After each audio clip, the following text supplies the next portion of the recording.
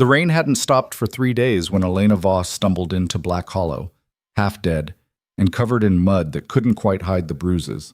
She came down from the northern pass on foot, no horse, no wagon, nothing but the clothes plastered to her skin and a wedding ring so tarnished you could barely see the gold underneath. The flood that took her husband had taken everything else too. The cabin they'd built, the small herd of sheep, even the grave she'd tried to dig before the ground turned to soup beneath her hands. She was 26 years old and looked 50. Black Hollow wasn't the kind of place that welcomed strangers, especially not women alone. It was a cattle town carved into the base of the canyon ridges, all crooked buildings and suspicious eyes, the kind of settlement where survival meant keeping your head down and your business to yourself. The men who ran it were hard, the women harder, and nobody gave a damn about your story unless it involved money or cattle. Elena made it as far as the general store before she collapsed. She woke up in a back room that smelled like tobacco and mildew, lying on a cot with a thin blanket someone had thrown over her more out of obligation than kindness. Her ribs hurt. Everything hurt. A woman maybe 10 years older than her sat in the corner, arms crossed, watching her with the kind of expression you'd give a stray dog that might have rabies. "You got people here?" the woman asked. Elena's throat was too dry to answer right away. She shook her head. "Money?" Another shake. The woman sighed, stood up, brushed off her skirt. "Then you can't stay. We got enough problems without taking in charity cases." "I can work," Elena said. Her voice came out like gravel. "I can do anything. Cleaning, cooking, mending. You can barely stand. I'll get stronger." The woman studied her for a long moment, and Elena saw it in her eyes. That flicker of pity that always came right before rejection. She'd seen it before, would see it again. Pity didn't feed you. Pity didn't keep you warm. "There's a boarding house 2 streets down," the woman finally said. "Mrs. Garrett runs it. Tell her Sarah sent you. She might have work." Elena tried to stand, swayed, caught herself on the wall. The woman didn't help, just watched as Elena limped toward the door, every step an argument with her own body about whether it was worth continuing. Mrs. Garrett's boarding house was a 3-story structure that leaned slightly to the left, like it was trying to escape from its own foundation. The woman who answered the door looked Elena up and down with all the warmth of a tax collector. "Sarah sent me," Elena said. "I need work." "You look half dead." "I'm stronger than I look." Mrs. Garrett snorted. "Everyone says that." "You got references?" "No." "Experience?" "I kept house for my husband before—" Elena stopped. Talking about it wouldn't change anything. Before what? Before he died. Something shifted in Mrs. Garrett's expression, but it wasn't sympathy, more like the satisfaction of having guessed correctly. "Recent?" 3 weeks. And you're already here looking for work instead of mourning proper." Mrs. Garrett shook her head. "That'll start tongues wagging, but I suppose I could use someone for the laundry. Pays $2 a week plus meals. You sleep in the basement." $2. It was nothing. It was everything. "I'll take it." The basement was more of a cellar, damp and dark, with a ceiling so low Elena had to duck when she walked. There was a cot, a bucket, and a small grated window that let in just enough light to see the mold growing on the walls. But it was shelter. It was something. She started the next morning. The work was brutal. Mrs. Garrett ran the boarding house for cattlemen and drifters passing through, which meant constant laundry, constant cooking, constant cleaning. Elena scrubbed floors until her knuckles bled, hauled water until her shoulders screamed, washed sheets stained with things she tried not to think about. The other women who worked there, 2 sisters named Mary and Ruth, kept their distance, speaking to her only when necessary and never making eye contact for long. By the end of the first week, Elena understood why. The rumors had already started. She heard them in pieces, whispers that cut off when she entered a room.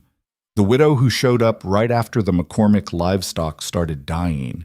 The stranger covered in bruises who brought bad luck wherever she went.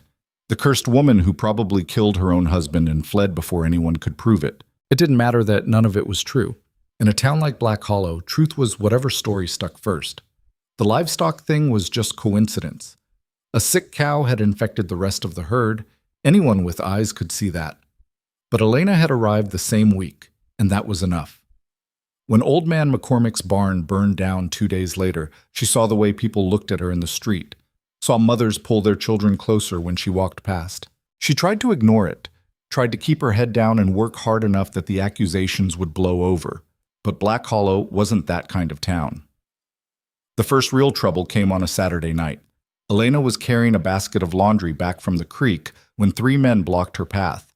She recognized one of them, a ranch hand named Porter, who stayed at the boarding house sometimes, always drunk, always looking for someone to bleed his frustrations onto. "Well, well," Porter said, grinning with too many missing teeth. "If it isn't the witch herself." Elena tried to step around him. He moved with her, staying in her way. "I'm just trying to get back to work," she said quietly. "Hear that, boys? She's trying to work. Like she's normal folk." Porter leaned closer, whiskey breath hot on her face. "My cousin lost half his cattle this month. You know anything about that?" "No." "Funny how all this bad luck started right when you showed up." "I don't want any trouble." "Too late for that, witch." He shoved her. Not hard enough to knock her down, but enough to make her stumble, the laundry basket tilting in her arms. The other men laughed. One of them kicked the basket, scattering clean sheets into the dirt. Elena's hands clenched, but she forced herself to stay calm. Getting angry would only make it worse. She bent down to gather the sheets. Porter kicked dirt in her face. She coughed, eyes watering, and that's when his boot caught her in the ribs. Not a full kick, just a tap, really, the kind of casual violence men like Porter handed out for entertainment. Elena went down hard, sheets forgotten, trying to curl around the pain in her side. "That's where you belong," Porter said, "in the dirt with the rest of the garbage." They walked away laughing. Elena lay there for a long time, tasting blood and mud, listening to the sound of her own breathing. Eventually she got up, gathered the sheets, carried them back to the boarding house, and washed them again in silence while Mary and Ruth pretended not to notice the bruises forming on her face. Mrs. Garrett said nothing, which meant she'd heard about it, which meant everyone had heard about it, which meant it would happen again. It did. Over the next 2 weeks, Elena was tripped in the street, pelted with stones by children, refused service at the butcher shop. Someone poured rancid milk on her laundry. Someone else smashed the small window in her basement room. The sisters at the boarding house stopped speaking to her entirely, and Mrs. Garrett started finding fault with everything she did, docking her pay for imaginary mistakes. Elena stopped fighting back, stopped responding, just worked and survived and tried to become invisible. It didn't help. The thing about becoming a town scapegoat is that it gives everyone permission. The men who beat their wives could blame it on the curse. The merchants who cheated customers could point to bad luck. Every accident, every misfortune, every petty grievance got laid at Elena's feet until she wasn't a person anymore. She was just a story people told to make themselves feel better. She thought about leaving, thought about it every night in that moldy basement, counting her meager savings and trying to calculate how far she could get before she starved. But there was nowhere to go. Black Hollow was isolated, surrounded by hard country on all sides. Without a horse, without supplies, she'd die in the desert before she made it to another settlement. So she stayed, and endured, and waited for something to change. The change came on a sweltering afternoon in late August, during the cattle auction. The auction was the biggest event in Black Hollow's calendar, drawing ranchers and buyers from across the territory. The main street transformed into a chaotic marketplace, penned cattle lowing and stamping while men shouted bids and conducted business over whiskey. Elena had been sent to deliver clean linens to several of the visiting ranchers staying at the boarding house, her arms loaded with folded sheets as she tried to navigate the crowded street. She didn't see Porter until it was too late. He was drunk again, drunker than usual, his face red and mean as he stumbled out of the saloon with 2 of his friends. He saw Elena and his eyes lit up with opportunity. "Look who it is!" he shouted loud enough for half the street to hear. "The Black Hollow curse herself!" People turned to look. Elena tried to keep walking, but Porter stepped directly into her path. "Where you going, witch? You putting a hex on the cattle?" "Please," Elena said quietly. "I'm just trying to work." "You're just trying to ruin this town is what you're doing." Porter grabbed the linens from her arms and threw them into the dirt. "Everything you touch turns to rot." Elena bent to pick them up. Porter kicked her hands away. "Leave them."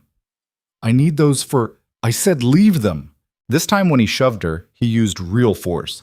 Elena went sprawling backward, hitting the ground hard enough to knock the air from her lungs. The street went quiet. Through the ringing in her ears, Elena could hear the rustle of fabric as dozens of people turned to watch. Nobody moved to help her. Porter stood over her, grinning. "Stay down where you belong, witch." That's when Elena felt it. That thing inside her that had been bending and bending for weeks, for months, maybe for her entire life. That thing finally reached its breaking point. She looked up at Porter through the hair falling across her face, and for the first time since arriving in Black Hollow, she felt something other than fear. She felt rage, pure and simple and clean as a knife blade. Porter must have seen it in her eyes because his grin faltered slightly. "You got something to say?" he asked, but there was a question in it now, an uncertainty. Elena opened her mouth, and then a voice cut through the silence like thunder. "That's enough." Every head turned. A man was walking toward them through the crowd, tall and broad-shouldered, dressed in dusty black with a wide-brimmed hat pulled low. Elena didn't recognize him, but apparently everyone else did because the crowd actually stepped back, making way without being asked. Porter straightened up, his swagger returning. "This ain't your business, Hale." "You're making a scene at my auction," the man said. His voice was quiet, almost conversational, but something in it made the hair on Elena's arms stand up. "That makes it my business. The witch is lying in the dirt while you stand over her like you're proud of yourself." Hale stopped a few feet away, looking down at Porter with an expression that could have been carved from stone. "That how you feel? Proud?" Porter's face flushed. "She's cursed.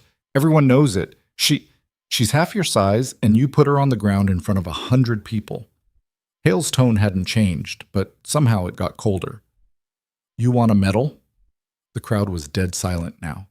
Elena could feel the weight of their attention, everyone waiting to see how this would play out. She pushed herself up on her elbows, ribs screaming, and tried to understand what was happening. Porter looked around, realized he'd lost the room, tried to laugh it off. "Come on, Hale.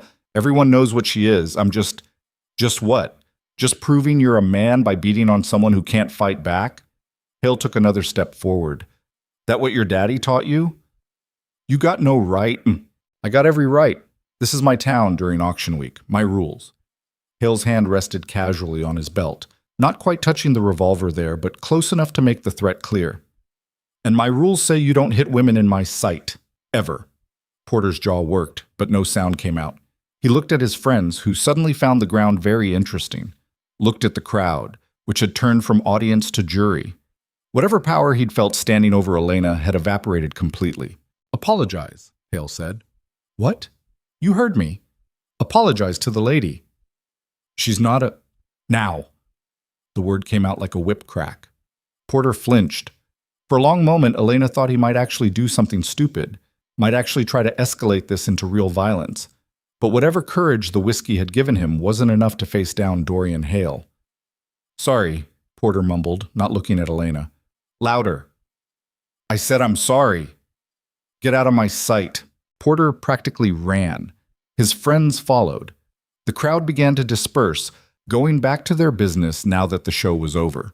Within moments, it was just Elena on the ground and Hale standing over her, that unreadable expression still on his face.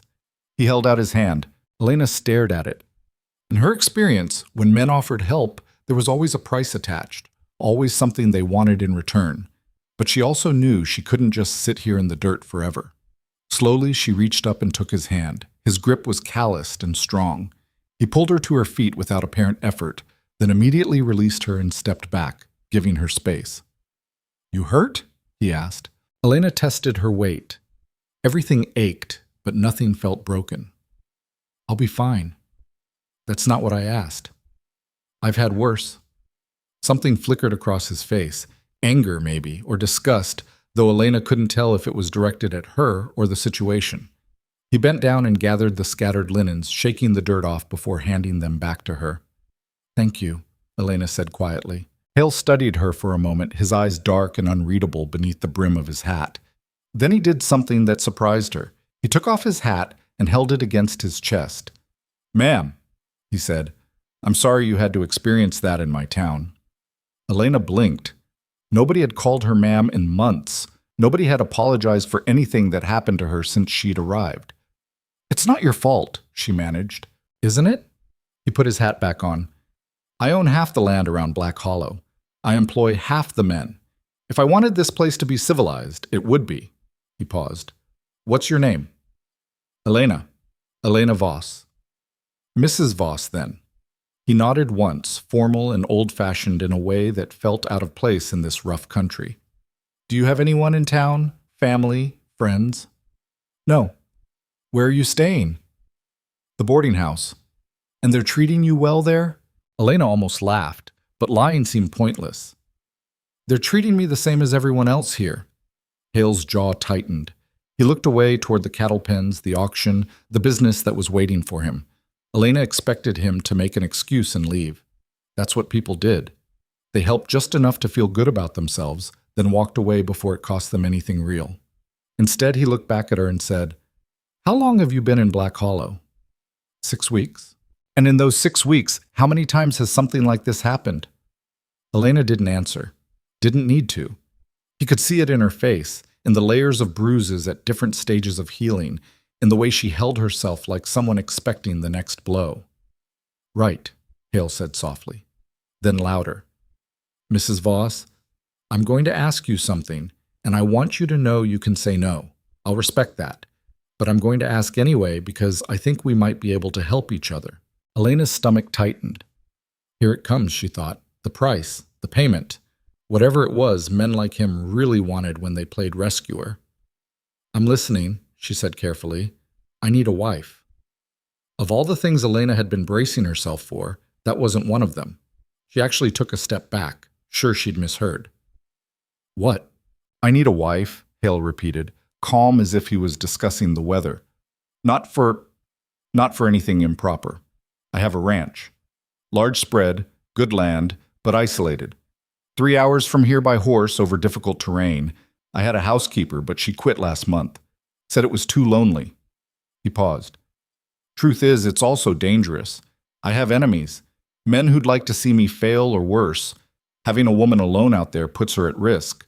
But a wife..." He trailed off, seemed to reconsider his words. "A wife would be different, protected by law and custom. And anyone who knows me knows I take care of what's mine." Elena's mind was reeling. "You don't even know me. I know you've survived 6 weeks in Black Hollow as a target. I know you just got beaten in the street and still got back up. I know you're willing to work hard because Mrs. Garrett doesn't keep lazy help." He met her eyes. "And I know you have nowhere else to go." The last part hit like a fist. Because it was true. Because he could see it as clearly as everyone else, maybe more clearly. She was trapped here, slowly being ground down by a town that wanted her gone but wouldn't let her leave. "This is crazy," Elena said. "Maybe, but it's also practical. You need safety and a place to live. I need someone to help run a large property and keep house. We can help each other. You could hire someone, put an ad in the paper. I've tried. Like I said, most women don't want to live that far from civilization.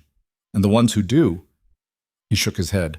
"I need someone with spine, someone who won't run at the first sign of trouble." "How do you know I won't run?" "Because you haven't yet." Elena looked around the street, at the people pretending not to stare, at the town that had chewed her up and spat her out and still wasn't done with her.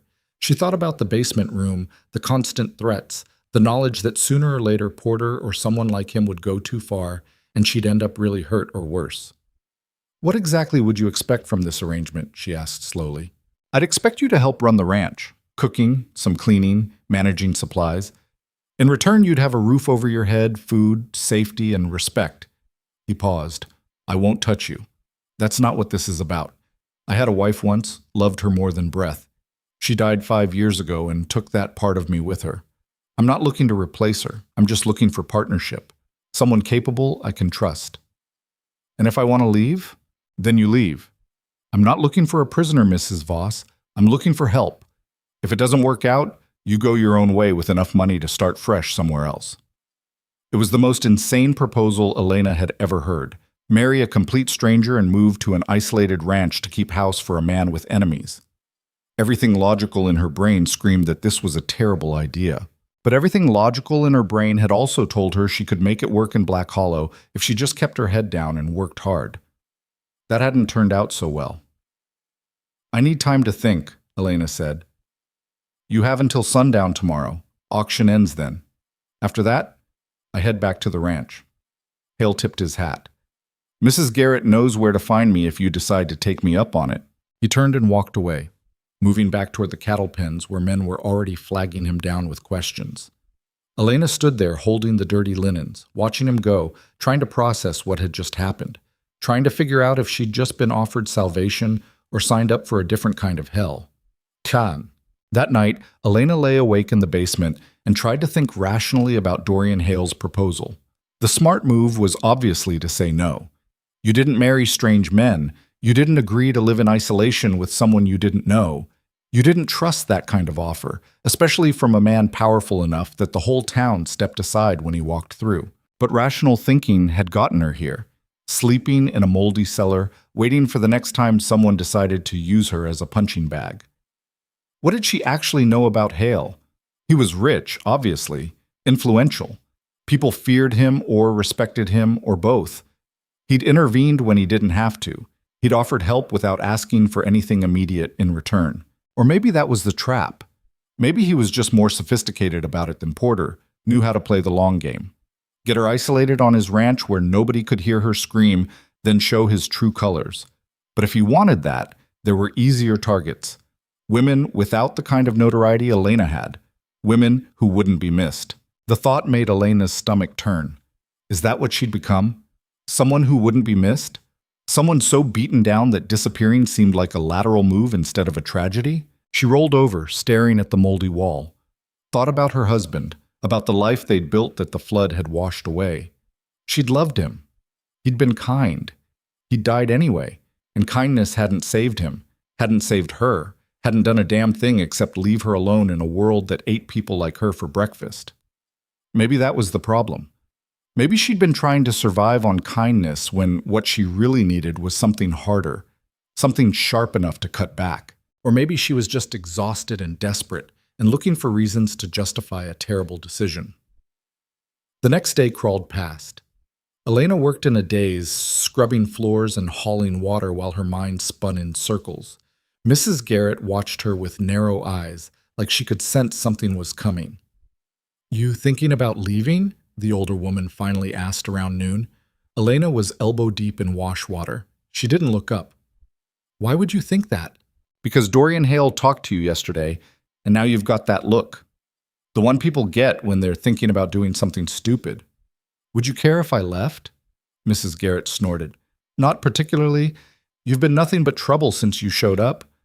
But I'll give you one piece of advice anyway, free of charge." Elena waited. Dorian Hale is a hard man, killed 7 men that I know of, probably more he didn't talk about. His first wife died under circumstances nobody likes to discuss. His ranch is 3 hours from anything civilized, and the men who work for him are loyal because they're paid well and they're scared of him. Mrs. Garrett paused. "If you're thinking about taking up with him, you better be sure you know what you're signing up for." "And if I stay here, then you'll probably be dead in a year. Porter's not the only one who'd like to see you gone permanent." The older woman shrugged. "Your choice. Quick death or slow one." There wasn't much of a recommendation for either option. As the sun started to sink toward the horizon, Elena made her decision. Not because it was smart, not because she was sure, but because staying in Black Hollow guaranteed more of the same, and she'd reached the point where even uncertainty looked better than certain suffering. She found Hale at the hotel where the visiting ranchers were staying, in a private room where he was conducting business. The man at the door tried to stop her, but Hale looked up and waved him aside. "Mrs. Voss," he said, standing, "I wasn't sure you'd come. I have questions." "Fair enough. Ask them." Elena stepped inside, very aware of the door closing behind her, of being alone with him for the first time. Up close, she could see the details she'd missed before. The scar along his jawline, the gray threading through his dark hair, the way his eyes looked simultaneously weary and watchful. "Why me?" she asked. "You could marry anyone. Someone from a good family, someone without my reputation." "I could," Hale agreed. "But good families come with expectations. politics, social obligations. I don't want any of that.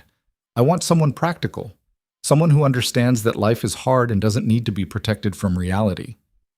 What happened to your first wife? His expression didn't change, but something shifted behind his eyes. Childbirth. The baby didn't make it either.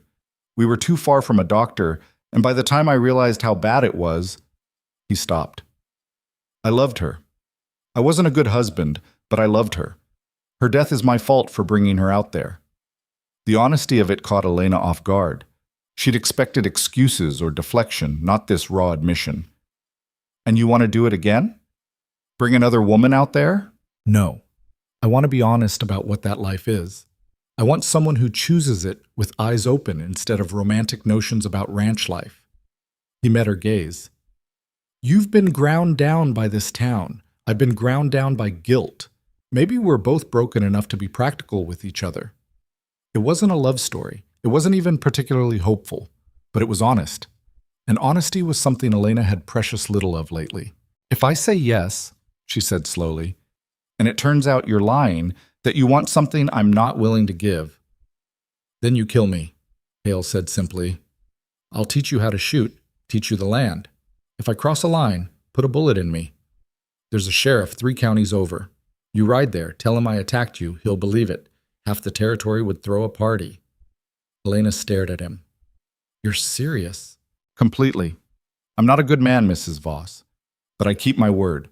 If I say I won't touch you, I won't. And if I'm lying, he shrugged, then you do what you have to do to survive. That's all any of us can do. It was the most pragmatic, least romantic proposal imaginable, and somehow that made it more believable than any flowery promise would have been. All right, Elena said, I'll do it. Hale nodded once, like they'd just concluded a business deal, which, in a way, they had. We'll marry tomorrow morning before I leave. I'll have papers drawn up tonight. You bring whatever you want to keep from the boarding house. I don't have much. Then it won't take long to pack. And just like that, it was decided. Elena Voss, the cursed widow of Black Hollow, was going to marry the most feared rancher in the territory and disappear into the canyon country. She should have been terrified. Instead, for the first time in months, she felt something almost like relief. But they were married at dawn by a traveling preacher who asked no questions and cared even less. The ceremony took 10 minutes. Elena wore the same dress she'd been wearing for weeks, torn and stained despite her best efforts. Hale wore black. There were no witnesses except the hotel clerk and a dog sleeping in the corner. Do you take this man? I do. Do you take this woman? I do. Then by the authority vested in me, I pronounce you man and wife. That'll be $5. Hale paid. They walked out of the hotel into the early morning light. A wagon was already loaded with supplies, 2 horses tied to the back. Elena's few belongings, a spare shift, her husband's wedding ring, a brush with missing teeth, took up less space than a sack of flour. Ready? Hale asked. Elena looked back at Black Hollow one last time. The town was still mostly asleep, just a few people stirring. None of them paid any attention to the wagon leaving. Why would they? The curse was finally gone. Yes, Elena said. I'm ready. They rode out as the sun cleared the ridgeline, heading west into country Elena had never seen. The land grew rougher quickly, the gentle slopes near Black Hollow giving way to rocky terrain cut through with dry creek beds. The heat built as they climbed, and Elena pulled her shawl over her head against the sun. Haley drove the wagon in silence. Not uncomfortable silence, just quiet. Like they were both adjusting to this strange new reality. Elena studied him when she thought he wasn't looking, trying to figure out who this man was, trying to decide if she'd made a terrible mistake. After 2 hours, they stopped to rest the horses. Hale handed her a canteen without comment. The water was warm but clean. How much further? Elena asked. Another hour to the canyon rim, then we drop down. Ranches in the valley below. Do you have workers? People who help run it? 3 permanent hands. Miguel, he's been with me 10 years. His nephew Carlos. And an old cowboy named Birch, who's too mean to die. Hale squinted at the horizon. A few others come and go depending on the season, but mostly it's just us. And they won't have a problem with you bringing home a wife? They'll have a problem if I tell them to have a problem. He said it matter-of-factly, not as a boast. Miguel's wife died 3 years ago. He understands loss. Carlos is young enough not to ask stupid questions, and Birch has seen enough of life that nothing surprises him anymore. They rode on. The landscape grew more dramatic, walls of red stone rising on either side as they followed what seemed more like a goat path than a road. Elena's hands clenched on the wagon seat as they navigated switchbacks that dropped away into nothing. Then they crested a rise, and she saw it. The valley spread out below them like something from a painting. A green basin carved between canyon walls, a river glittering through the center. Buildings clustered at one end, too far to make out details, but solid and real. Cattle dotted the grassland, and beyond it all, mountains rose blue and distant. It was beautiful. It was isolated. It was the most remote place Elena had ever seen. "Welcome home," Hale said. They descended slowly, the wagon creaking and complaining on the steep trail. As they got closer, Elena could make out more details. The main house was larger than she'd expected, 2 stories with a wide porch. Several outbuildings surrounded it: barn, bunkhouse, storage sheds. Fences marked off different pastures. Everywhere she looked, there was work to be done, evidence of a working ranch. 3 men were waiting by the house when they pulled up. The oldest was weathered brown as old leather, watching their approach with eyes like a hawk. A younger man, Mexican, stood with his arms crossed. The third was barely more than a boy, shuffling his feet nervously. Hale climbed down from the wagon, then turned and offered Elena his hand. She took it, aware of how the gesture looked, how she must look: dirty, tired, married to their boss after knowing him less than 2 days. "Miguel, Birch, Carlos," Hale said. "This is my wife, Elena. She'll be running the household from now on. You have questions about supplies, schedules, anything domestic, you take it to her. Understand?" Miguel studied Elena for a long moment, then nodded slowly. "Welcome, senora." "Thank you," Elena managed. Birch spat tobacco juice and grunted something that might have been agreement. Carlos just stared, wide-eyed. "Help us unload," Hale said. "Then give us some space. We've had a long ride." The men moved to obey, and Elena found herself standing in front of a house that was apparently hers now, married to a man she barely knew, in a valley so isolated she couldn't even see the way out. Hale touched her elbow gently. "I'll show you around. Then you can rest. We'll figure everything else out as we go." Elena followed him inside. The house was clean but sparse, clearly the domain of someone who cared about function over comfort. The main room had a fireplace, a table, chairs that had seen better days, a kitchen off to one side, stairs leading up. "Your room is upstairs, first door on the right. I'm at the end of the hall." Hale set her bag down. "There's a lock on your door. Use it if you want. I won't be offended." Elena looked around, trying to process it all. This was her life now, this strange house, this hard land, this man who'd bought her freedom with a marriage certificate and promises she half believed. "Why did you really do this?" she asked suddenly. "The real reason." Hale was quiet for a long time. When he finally spoke, his voice was tired in a way that had nothing to do with the ride. "Because I watched my wife die alone while I was useless.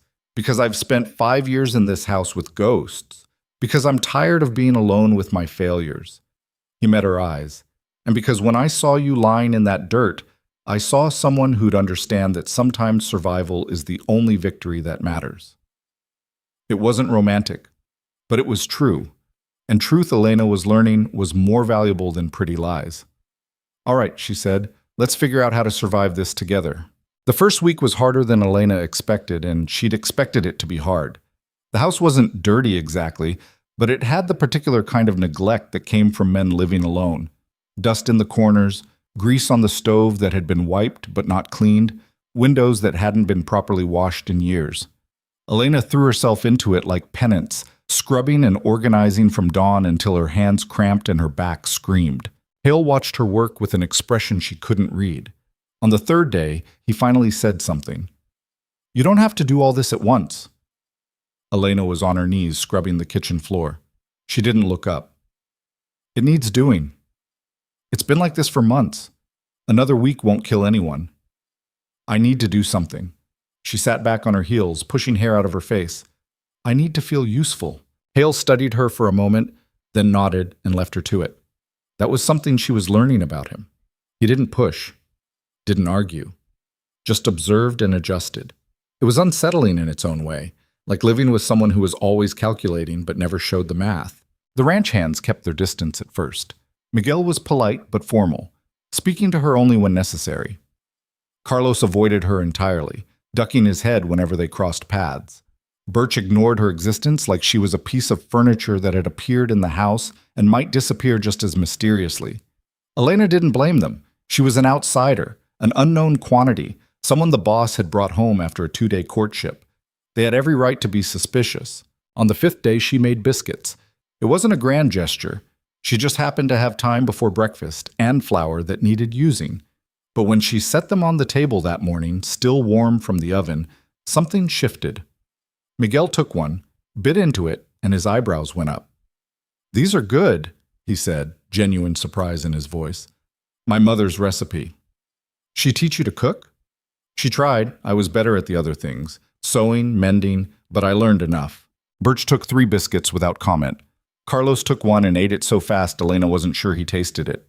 Hale ate slowly, methodically, and when he finished, he looked at her and said, "Make those again." It wasn't much, but it was something. The next morning, Miguel knocked on the kitchen door before dawn. Elena answered in her nightgown with a shawl thrown over her shoulders, half awake and confused. "Sorry to bother you, Senora," Miguel said, hat in his hands. "But the coffee, the way the boss makes it, it's—" He made a face. "Terrible. If you know how to make it right, we would appreciate it." Elena almost laughed. Almost. Instead, she nodded seriously. "I can do that."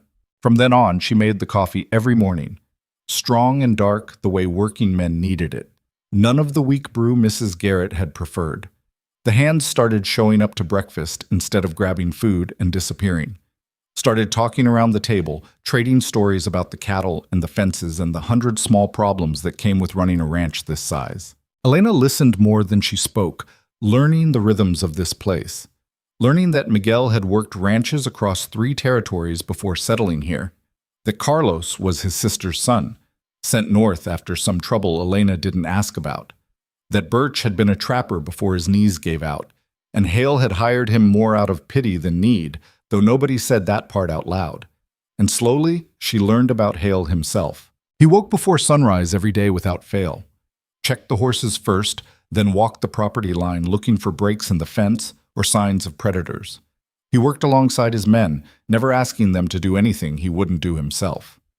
He was quiet most of the time, but when he spoke, people listened because he didn't waste words on things that didn't matter.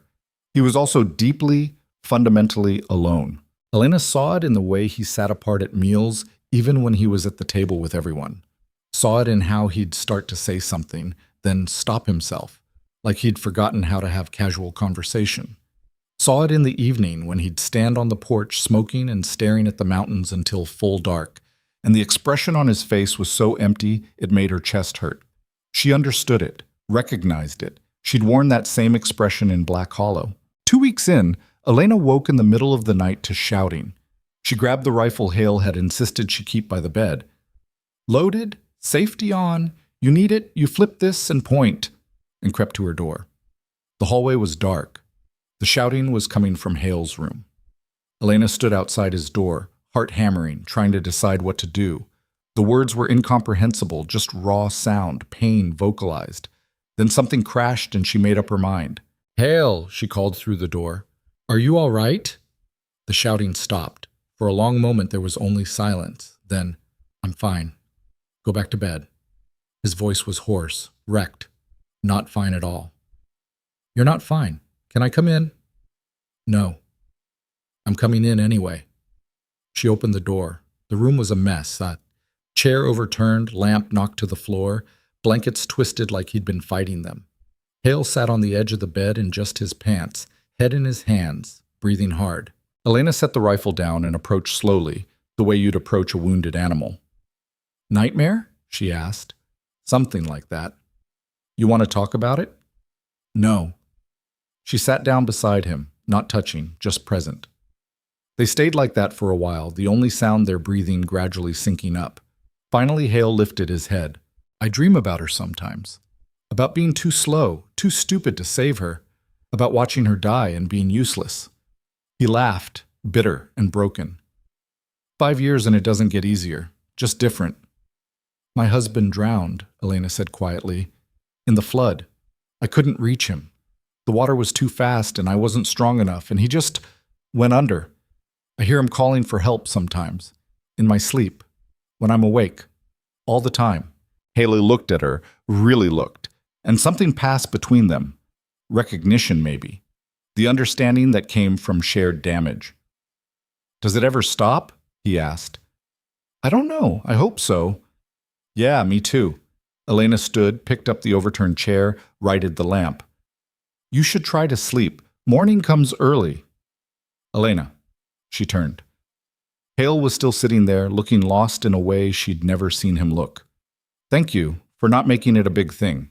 Everyone's got ghosts, she said. No point making a fuss about it. After that, something changed between them. Not friendship exactly, but partnership. The kind of bond that came from seeing each other's damage and not flinching. They worked around each other with an ease that surprised Elena, falling into patterns that felt natural. She'd have coffee ready when he came in from morning rounds. He'd make sure the firewood was stocked before she needed it. Small gestures, practical ones, but they added up to something that felt almost like belonging. The ranch itself started to feel less foreign. Elena learned the layout, learned where things were kept, learned which animals were temperamental and which were docile. She helped Miguel treat a sick calf, held the animal still while he cleaned an infected wound. She mended tears in Carlos's shirts and pretended not to notice the way he blushed and stammered his thanks. She even got Birch to crack something resembling a smile when she made cornbread the way he mentioned his mother used to make it. It was almost peaceful. Of course, that's when the first threat arrived. Elena found it during morning rounds, a dead crow nailed to the fence post nearest the canyon trail. Its wings were spread wide and its eyes had been plucked out. Carved into the post beneath it were 3 words, "Remember your debts." She stared at it for a long moment, then went to find Hale. He was in the barn checking tack. She described what she'd found without preamble. His expression went hard and flat. "Show me." They walked to the fence in silence. Hale studied the crow, the message, the way the trail beyond showed recent tracks. Then he pulled the crow down and threw it into the brush. "Who did this?" Elena asked. "Old business. People I thought had forgotten about me." "What kind of business?" Hale was quiet for long enough that Elena thought he wouldn't answer. Then, "I wasn't always a rancher. Used to run with a crew out of Denver. We did jobs. Stealing, mostly. Some worse things. Made good money until it went bad. Most of the crew died in a shootout with marshals. I got away, came out here, tried to build something legitimate." He touched the carved message. "But the man who ran the crew, Silas Creed, he survived too. And he thinks I owe him. For the job that went wrong. For the men who died. For not going back to that life." "How much does he think you owe him?" "Everything. My ranch, my cattle, my life, probably." Hale looked at her. "This is what I meant about having enemies. About this place being dangerous. If you want to leave, I'm not leaving." The words came out harder than Elena intended. "I've been run out of one place already. I'm not doing it again." Something flickered in Hale's expression. Respect maybe, or concern, or both. "All right, then we prepare. Because Creed doesn't make threats he doesn't follow through on." Over the next week, Hale transformed the ranch into something resembling a fort. He had Miguel and Carlos check every fence, every building, every approach to the valley. He moved the cattle closer to the house. He cleaned and loaded every gun they owned and made sure everyone knew where they were kept. And he started teaching Elena to shoot. They went out every afternoon to a clearing beyond the barn, Hale setting up bottles and cans while Elena tried to get comfortable with the rifle. She'd handled guns before. Her husband had taught her basic hunting. But this was different. This was preparing to shoot at people. "Don't think about it like that," Hale said, reading her hesitation. "Think about it like protecting yourself. Like survival. You're not a killer, Elena, but you need to be willing to kill if it comes down to you or them." "I don't know if I can." "You can. You just haven't needed to yet." He adjusted her grip on the rifle. "Everyone has that moment, when you realize it's your life or theirs and there's no middle ground. If that moment comes, you'll do what needs doing. I know you will." "How do you know?" Because you're still here. Because you didn't break in Black Hollow, even when they tried their damnedest, because you're tougher than you think. He stepped back. Now shoot! Elena squeezed the trigger. The rifle kicked hard, the shot going wide. She tried again. Again. By the end of the session, her shoulder was bruised and only half her shots were hitting anywhere near the targets. Better, Hale said. We'll do this every day until it's natural. Every day until what? Until they come? Until you don't have to think about it anymore. The lessons continued. Elena's accuracy improved slowly, painfully. Her hands learned the weight of the rifle, the way the barrel pulled left if you didn't compensate. Her shoulder toughened up. And somewhere in the repetition, in the bang and kick and reload, something in her started to harden too. She'd been beaten down for so long that she'd forgotten what it felt like to fight back, to take control, to be dangerous instead of endangered. It felt strange. It felt necessary. It felt like becoming someone new. 3 weeks after the crow appeared, Elena was working in the garden when Carlos came running from the north pasture, gasping for breath. "Riders!" he managed. 6 of them, coming fast. Elena dropped the hoe and ran for the house. Hale was already on the porch, rifle in hand, watching the dust cloud rising from the canyon trail. Miguel and Birch appeared from the barn, armed and ready. "Could be anyone," Miguel said, not sounding convinced. "It's them," Hale said flatly. "Elena, get inside. 2nd floor, front window. If shooting starts, pick your targets carefully." "I'm not hiding. I'm not asking you to hide. I'm asking you to cover us from high ground. It's tactical, not cowardice." Elena wanted to argue, but he was right. She ran upstairs, positioned herself at the window with the rifle, and watched as 6 riders came down the trail into the valley. They rode in formation, not hurrying now, taking their time. Confident. The man in front was tall and lean with a scar running from temple to jaw. Even from a distance, Elena could see the cruel set of his mouth, Silas Creed. They stopped 30 feet from the house.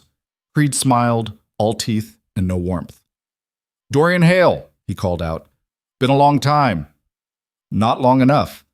Hale's rifle was pointed at the ground, but his finger was near the trigger. "This is private property. You're not welcome here."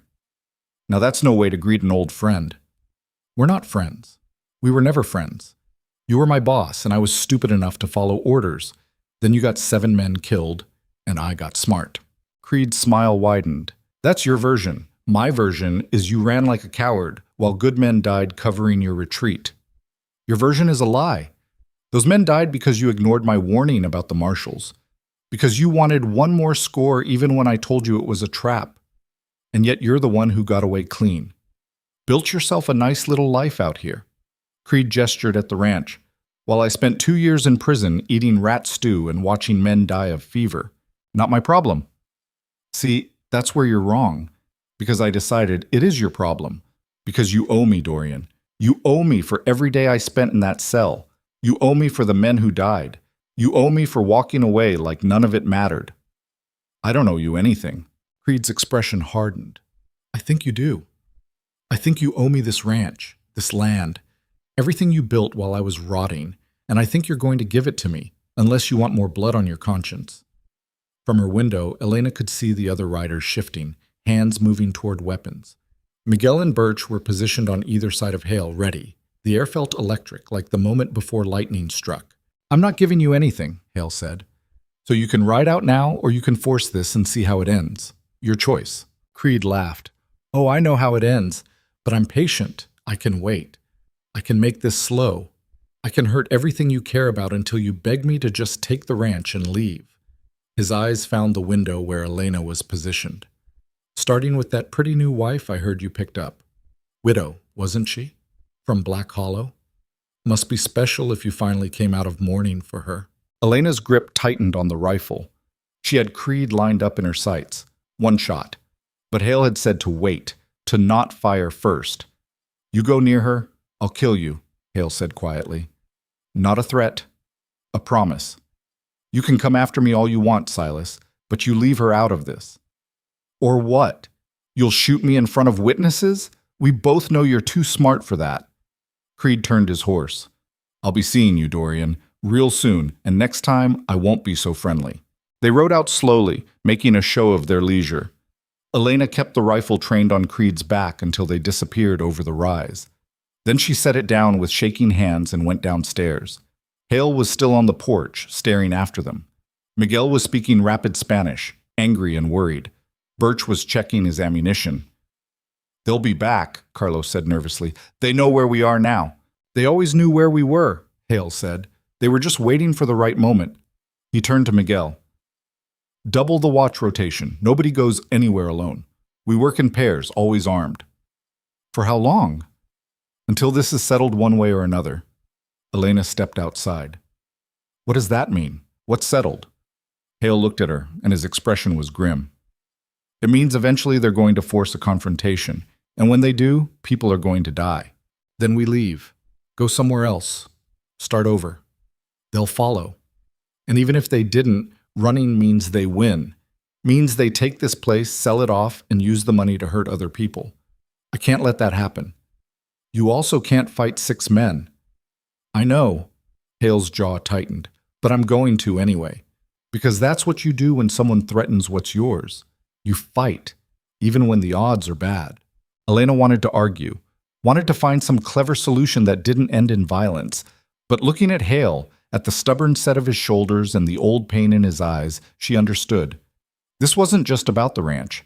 This was about all the guilt he carried, all the mistakes he couldn't fix. This was his chance to finally stand and fight instead of running, even if it killed him. The next few days were tense. Everyone worked armed, jumping at shadows. Carlos developed a nervous habit of checking behind himself constantly. Miguel slept in his clothes. Even Birch, who usually treated danger with indifference, stayed alert. Elena tried to maintain normalcy. She cooked, cleaned, kept the household running. But her rifle was always within reach, and she found herself checking the windows obsessively, looking for movement on the trails. At night, she couldn't sleep. She'd lie in bed listening to the house creak, imagining footsteps that weren't there. Twice she got up and checked the locks, the guns, the escape routes Hale had made her memorize. On the 4th night after Creed's visit, she gave up on sleep entirely and went downstairs. Found Hale at the kitchen table, coffee cold in front of him, staring at nothing. "Can't sleep either?" she asked. "Haven't really slept since before my wife died. Just close my eyes and wait for morning." Elena poured herself coffee and sat down across from him. "Tell me about her." "Your wife." Hale looked surprised. "Why?" "Because you never talk about her. Because she's clearly important. Because I live in her house and sleep in a room that was probably hers, and I don't even know her name. Catherine." The name came out soft, reverent. "Catherine Moore before we married. School teacher's daughter from Kansas City. Smart as hell. Too smart for me, but she didn't seem to notice. Met her at a church social, if you can believe that. I was trying to go straight even then, be someone respectable. She saw through it, but married me anyway." "What was she like?" "Kind, patient, better than I deserved." He traced the rim of his cup. "She wanted children, lots of them. A big family to fill this house. Got pregnant twice before the one that killed her. Lost both early. Doctor said it happens sometimes, that we shouldn't give up, so we tried again." His voice cracked slightly. "Third time was supposed to be different. She carried full term. Everything seemed fine until it wasn't. Labor went on too long. Started bleeding and couldn't stop. By the time I realized we needed help, it was too late to get it. She died holding my hand and apologizing. Apologizing to me, like it was her fault." Elena felt tears burning her eyes. "I'm sorry. Everyone's sorry. Sorry doesn't fix anything." Hale looked at her. "You want to know why I really brought you here? Not just for help with the ranch, because this house has been haunted for 5 years and I thought maybe another person, another life might make it feel less like a tomb. Selfish reasons. I used you to ease my guilt." "That's not—" "It is. But I'm trying to be better. Trying to keep you safe instead of letting you die like I let Catherine die. And if Creed comes, if it goes bad, I need you to promise me something." "What?" "That you'll run. That you won't try to be heroic. You take the fastest horse, you ride for the canyon pass, and you don't look back. Let me and the men handle it. That's not going to happen." "Elena." "No." She leaned forward. "You don't get to play martyr and make me watch. You don't get to die for your guilt while I run away and spend the rest of my life wondering if I could have helped. We're in this together. You said it yourself when you proposed. Partnership. That doesn't mean you get to decide when I'm useful and when I'm in the way. I'm trying to protect you. I don't want protection. I want to survive. And I can't do that if you're dead and I'm running. They stared at each other across the table, neither willing to back down. Finally, Hale shook his head. You're stubborn as hell. You're one to talk. Despite everything, he almost smiled. Catherine used to say that too, that I was stubborn and hard-headed and impossible. She wasn't wrong. I'm not her, Elena said quietly. I'm not trying to replace her or be what she was, but I am your wife, for whatever that's worth in this arrangement. And wives don't run when things get hard. Most wives don't sign up for gunfights with outlaws. Most wives don't marry strangers to escape being beaten to death by their own town. We're not most people, Hale. He was quiet for a long moment. Then, no, I suppose we're not. They sat in companionable silence, drinking bad coffee and listening to the night sounds. And for a little while, the ghosts were quiet too. The attack came 5 days later in the darkest part of night when even the moon had set. Elena woke to the sound of breaking glass. She grabbed her rifle by instinct, was on her feet before she was fully conscious. Someone was screaming. Not a person. An animal. The horses. She ran for Hale's room, but it was already empty. Raced downstairs to find him pulling on boots, rifle in hand. They're burning the barn, he said curtly. Stay here. Lock the door. Like hell. Elena saw. But she was already moving past him, out onto the porch. The barn was fully engulfed, flames reaching 30 feet high. Silhouettes moved in the firelight. Creed's men. Miguel and Birch were already outside, shooting at shadows while Carlos struggled with the panicked horses, trying to get them away from the flames. Hale ran toward the barn. Elena followed, rifle ready. The heat was incredible, like standing too close to the sun. She could hear animals inside screaming, and the sound would haunt her for the rest of her life. A man appeared from the smoke, gun raised. Elena didn't think, just lifted the rifle and fired. The kick knocked her back a step, but she saw him go down, saw the spray of blood. She'd shot a person, actually shot them. She expected to feel horrified, guilty, something. Instead, she just felt cold and focused.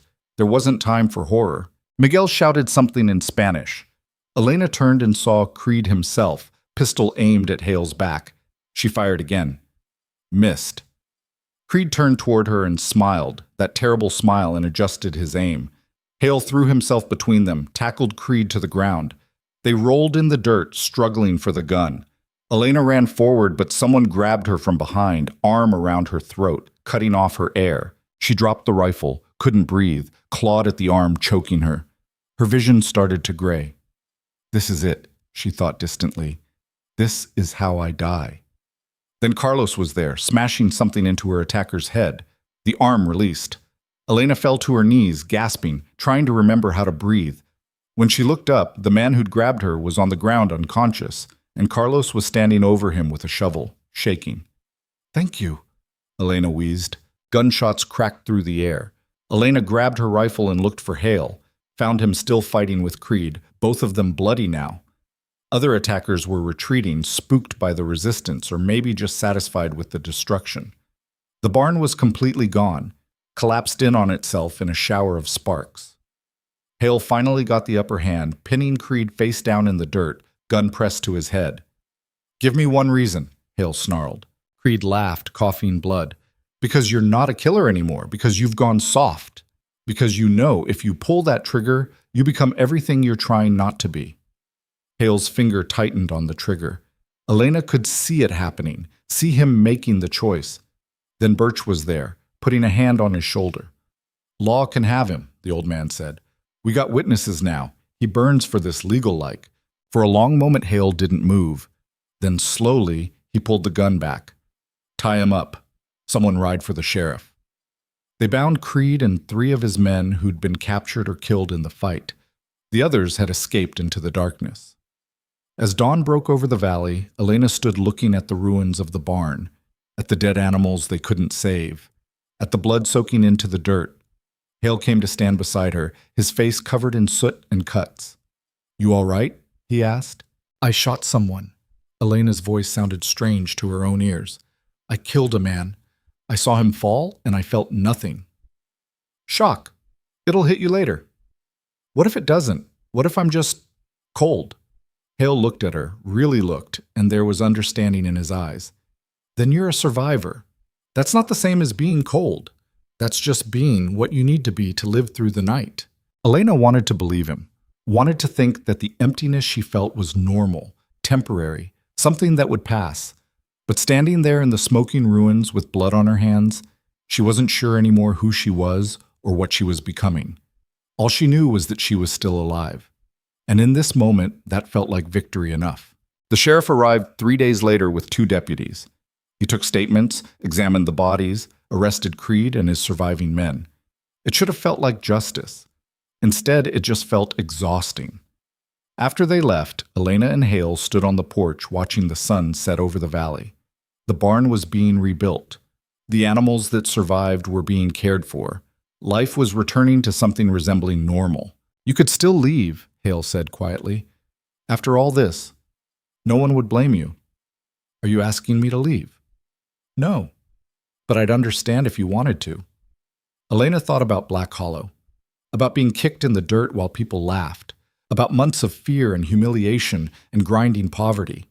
Thought about coming here, about learning to shoot, about standing her ground when Creed came. I'm not leaving, she said. This is my home too now, and I'm done running from fights. Haley nodded slowly. Then, carefully, he reached over and took her hand. It was the first time he'd touched her voluntarily since the wedding. His palm was rough, calloused, warm. Thank you, he said, for staying, for fighting, for being stronger than I gave you credit for. Thank you for giving me somewhere to be strong. They stood like that as the light faded, 2 damaged people holding on in the growing dark. It wasn't romance. It wasn't even really friendship yet. But it was partnership in its truest form, 2 people choosing to survive together instead of dying alone. And for now, that was enough. 2 weeks after the sheriff took Creed away, winter arrived early and hit hard. The first snow came overnight, blanketing the valley in white that looked peaceful until you had to work in it. Elena woke to find frost inside her bedroom window and her breath visible in the air. Downstairs, Hale was already stoking the fire, trying to coax warmth back into the house. Going to be a rough season, he said without looking up. Miguel says the animals have been acting strange. Heavy coats, hoarding food. They know something we don't. How bad? Bad enough that we need to move the cattle to lower pasture today. Get them closer where we can reach them if it gets worse. They worked through the morning in bitter cold, Elena alongside the men driving reluctant cattle toward shelter. Her fingers went numb inside her gloves. Her face ached from the wind, but she didn't complain, just pushed through it the way she'd learned to push through everything else. By afternoon, the temperature had dropped another 10 degrees, and the snow was coming down in sheets. Miguel made the call to head back before visibility got worse. They rode through the storm in silence, each person lost in their own struggle against the cold. Elena was helping put the horses away when Carlos came running from the house, slipping in the snow.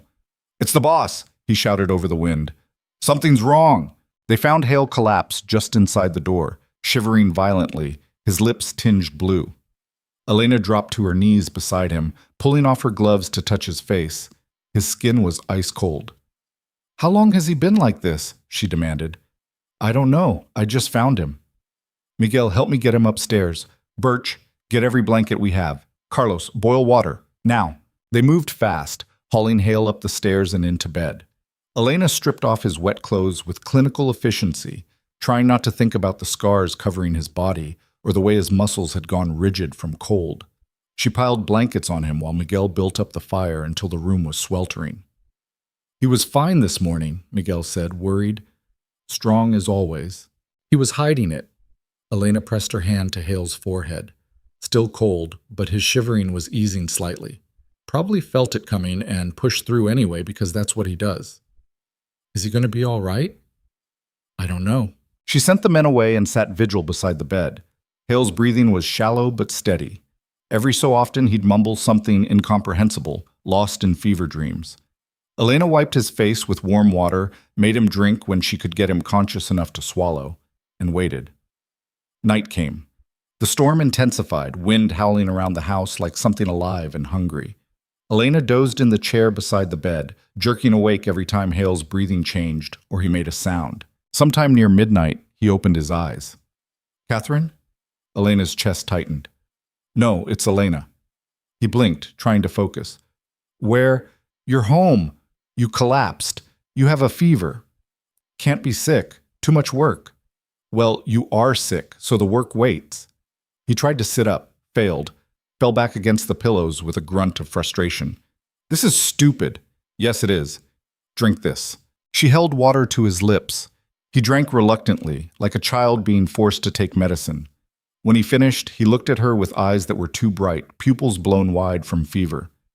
"You should go," he said, "before you catch it too." "I'm staying." "Elena." "Don't argue. You can't win right now anyway." Despite everything, he almost smiled. Then his expression turned serious. "If something happens to me, if I don't make it through this, you're not dying from a fevers. Listen, if I don't make it, everything goes to you. Ranch, cattle, all of it. Papers are in my desk, already signed. You could sell it, leave, start fresh somewhere." "Stop talking like that. I need you to know, you're not trapped here. You never were. I made sure of it." Elena felt something crack in her chest. She'd known the arrangement was practical, businesslike, but hearing him say he'd protected her even in death had given her a way out, made it real in a way that hurt. "I don't want the ranch without you in it," she said quietly. "You might not have a choice. Then I'll deal with it. But right now you're going to shut up and rest and let me take care of you." He looked like he wanted to argue. Instead, he just closed his eyes. "Bossy. You have no idea." Elena stayed awake through the night, monitoring his fever, changing sweat-soaked sheets, keeping the fire high. Toward dawn, his temperature finally started to drop. By sunrise, he was sleeping normally instead of that restless, thrashing near unconsciousness. She slept then too, slumped in the chair with her head on the edge of the mattress. She woke to find Hale watching her, more alert now, though still pale. "You look terrible," he said. "You're one to talk." "How long was I out?" "About 18 hours. Miguel's been running things. Storm's still going." Hale tried to sit up again. This time he managed it, though Elena could see the effort it cost him. You need to stay in bed. Miguel knows what he's doing." "The cattle are fine. The men are fine. Everything is handled." Elena stood, stretched muscles that had stiffened from hours in the chair. "You need to eat. I'll bring something up." "I'm not hungry." "I don't care. You're eating." She left before he could argue further. Downstairs, the house was warm, and the men were eating breakfast. They all looked up when she entered. "He's awake," she said. "Fever broke. He'll live." The relief on their faces was palpable. Carlos actually smiled for the first time in days. Even Birch looked less grim than usual. "You should rest, Senora," Miguel said. "You've been up all night." "I'll rest when he's eating and back on his feet. Until then, I work." She made broth and bread, carried it upstairs. Hale was already trying to get out of bed. "What did I just say?" Elena set the tray down harder than necessary. "I can't just lie here while everyone else works." "You can, and you will. Sit down." "Elena, sit. Down." Something in her voice made him obey. He sat on the edge of the bed, wrapped in a blanket, looking mutinous. Elena handed him the bowl. "Eat. You're enjoying this." "Immensely. Eat." He ate. Slowly at first, then with more enthusiasm as he realized how hungry he actually was. Elena watched, satisfied, then went to the window. The storm showed no signs of stopping. Snow was piled 3 feet high and still coming down. "This is going to last a while," she said. "Could be days, could be weeks. Winter here doesn't follow rules." Hale finished the broth, set the bowl aside. "Thank you for taking care of me." "That's what you do for people you—" Elena stopped. "For people you what? Care about? Love?" Those words felt too big, too dangerous. "For partners," she finished. "Right, partners." They looked at each other across the room. Something hung in the air between them, unspoken and complicated. Then Hale looked away, breaking the moment. "You should get some sleep. I'll be fine now." "Will you actually rest if I leave?" Probably not. Then I'm staying. Elena, I'm staying. She settled back into the chair. After a moment, Hale lay back down. They stayed like that as the storm raged outside, neither sleeping but both resting in the presence of another person who understood what survival cost. The storm lasted 6 days. By the time it finally cleared, the valley was transformed into something alien and white. Drifts reached the roofs of the smaller buildings. The trails were completely buried. Everything was silent and still, like the world had been erased and redrawn in winter. Hale recovered slowly, gaining strength each day, though he tired easily. He chafed at the limitations, but Elena was merciless, forcing him to rest even when he argued. The other men treated her differently now, with a respect that went beyond politeness. She'd proven herself in the barn fight. She'd kept their boss alive through fever. She wasn't the uncertain widow who'd arrived months ago. She was one of them now. When Hale was finally strong enough to go outside, they surveyed the damage together. 2 cattle lost to the cold, 1 section of fence completely destroyed. The new barn they'd been building was buried under snow and wouldn't be accessible until spring. Could have been worse, Hale said. Could have been better. That's life out here. You take what comes and adapt. They were walking the property line when they found the tracks. Deep gouges in the snow, too large to be from deer or elk. Something big had come down from the mountains during the storm. Something that had circled the house multiple times before heading back toward the canyon. Wolves? Elena asked. Maybe, or mountain lion. Hard to tell with the snow. Hale crouched, studying the prints more closely. Whatever it is, it's big, and it was testing our defenses. What do we do? Set watch at night, keep the animals close, and hope it moves on to easier hunting. But the thing didn't move on. Over the next week, they lost 3 more cattle. Found them torn apart in the morning, more meat left behind than taken. Like whatever was killing them wasn't hungry, like it was doing it for sport. The men grew nervous. Carlos started carrying his rifle everywhere. Even Miguel, usually unflappable, kept looking toward the mountains with worry in his eyes. This is not natural, he said one evening. Wolves kill to eat. This thing, it kills to kill. Maybe it's rabid, Birch offered. Rabid animals don't hunt this smart. Look at the pattern. It takes the weakest cattle, the ones separated from the herd. It avoids our patrols. Whatever this is, it's thinking. That night, Elena couldn't sleep. She kept hearing sounds that might have been wind or might have been something else. Finally, she gave up, dressed, and went downstairs with her rifle. Hale was already on the porch, staring out at the darkness. You too? She asked. Something feels wrong. Can't put my finger on it. They stood in silence, listening. The night was quiet. Too quiet. No insects, no small animals moving through the brush. Just stillness and cold and the sound of their own breathing. Then they saw it. Movement at the edge of the tree line, something large and low to the ground, circling. Elena raised her rifle, but Hale put a hand on her arm. Wait, let it come closer. The shape moved forward. In the faint moonlight, Elena could make out details. Too big for a wolf, wrong shape for a bear. It moved with liquid grace, powerful and confident. A mountain lion, the biggest she'd ever seen. It stopped 50 feet from the house, yellow eyes reflecting the light, looking at them, studying them. Take the shot, Hale whispered. Elena aimed, steadied her breathing, squeezed the trigger. The shot cracked through the night. The lion screamed and disappeared into the darkness, leaving a spray of blood on the snow. Did you hit it? I think so, not sure how bad. They waited, rifles ready, but nothing else moved. Finally, Hale lowered his gun. We track it in the morning. Wounded animal is more dangerous than a healthy one. Elena nodded, still scanning the darkness. Something about the way the lion had looked at them bothered her. Like it had been measuring them. Like it knew they were prey and was just deciding when to feed. Morning came cold and clear. They found the blood trail easily enough, a dark line leading into the canyon. Hale, Miguel, and Elena followed it, while Birch and Carlos stayed to protect the ranch. The trail led up through rocky terrain, getting steeper and more treacherous. Elena's legs burned from climbing. Her breath came in white puffs, but she pushed on, rifle ready, watching for any sign of the lion. They'd been tracking for 2 hours when they heard it, a low, rumbling growl from somewhere above them. Elena looked up and saw the lion on a ledge 30 feet overhead, crouched and ready to spring. Back up, Hale said quietly. Slowly. They moved backward, keeping their eyes on the lion. It didn't pounce, just watched them retreat, yellow eyes filled with hate and pain, and something that looked almost like intelligence. When they were far enough away, it turned and disappeared over the ridge. We should keep following, Miguel said. No. Hale shook his head. It's got high ground advantage. It could pick us off one by one up there. We go back, fortify the ranch, wait for it to come to us.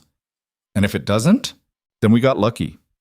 They returned to find Carlos pale and shaking. Something was here, he said. Something big. Circled the house 3 times while you were gone. I fired a shot and it ran, but it was close, so close I could smell it. That night they set up rotating watches, 2 men at a time, rifles loaded. Elena took the midnight shift with Hale. They sat on the porch, alert for any sound, any movement. This is about more than a cat hunting, Hale said quietly. This is personal now.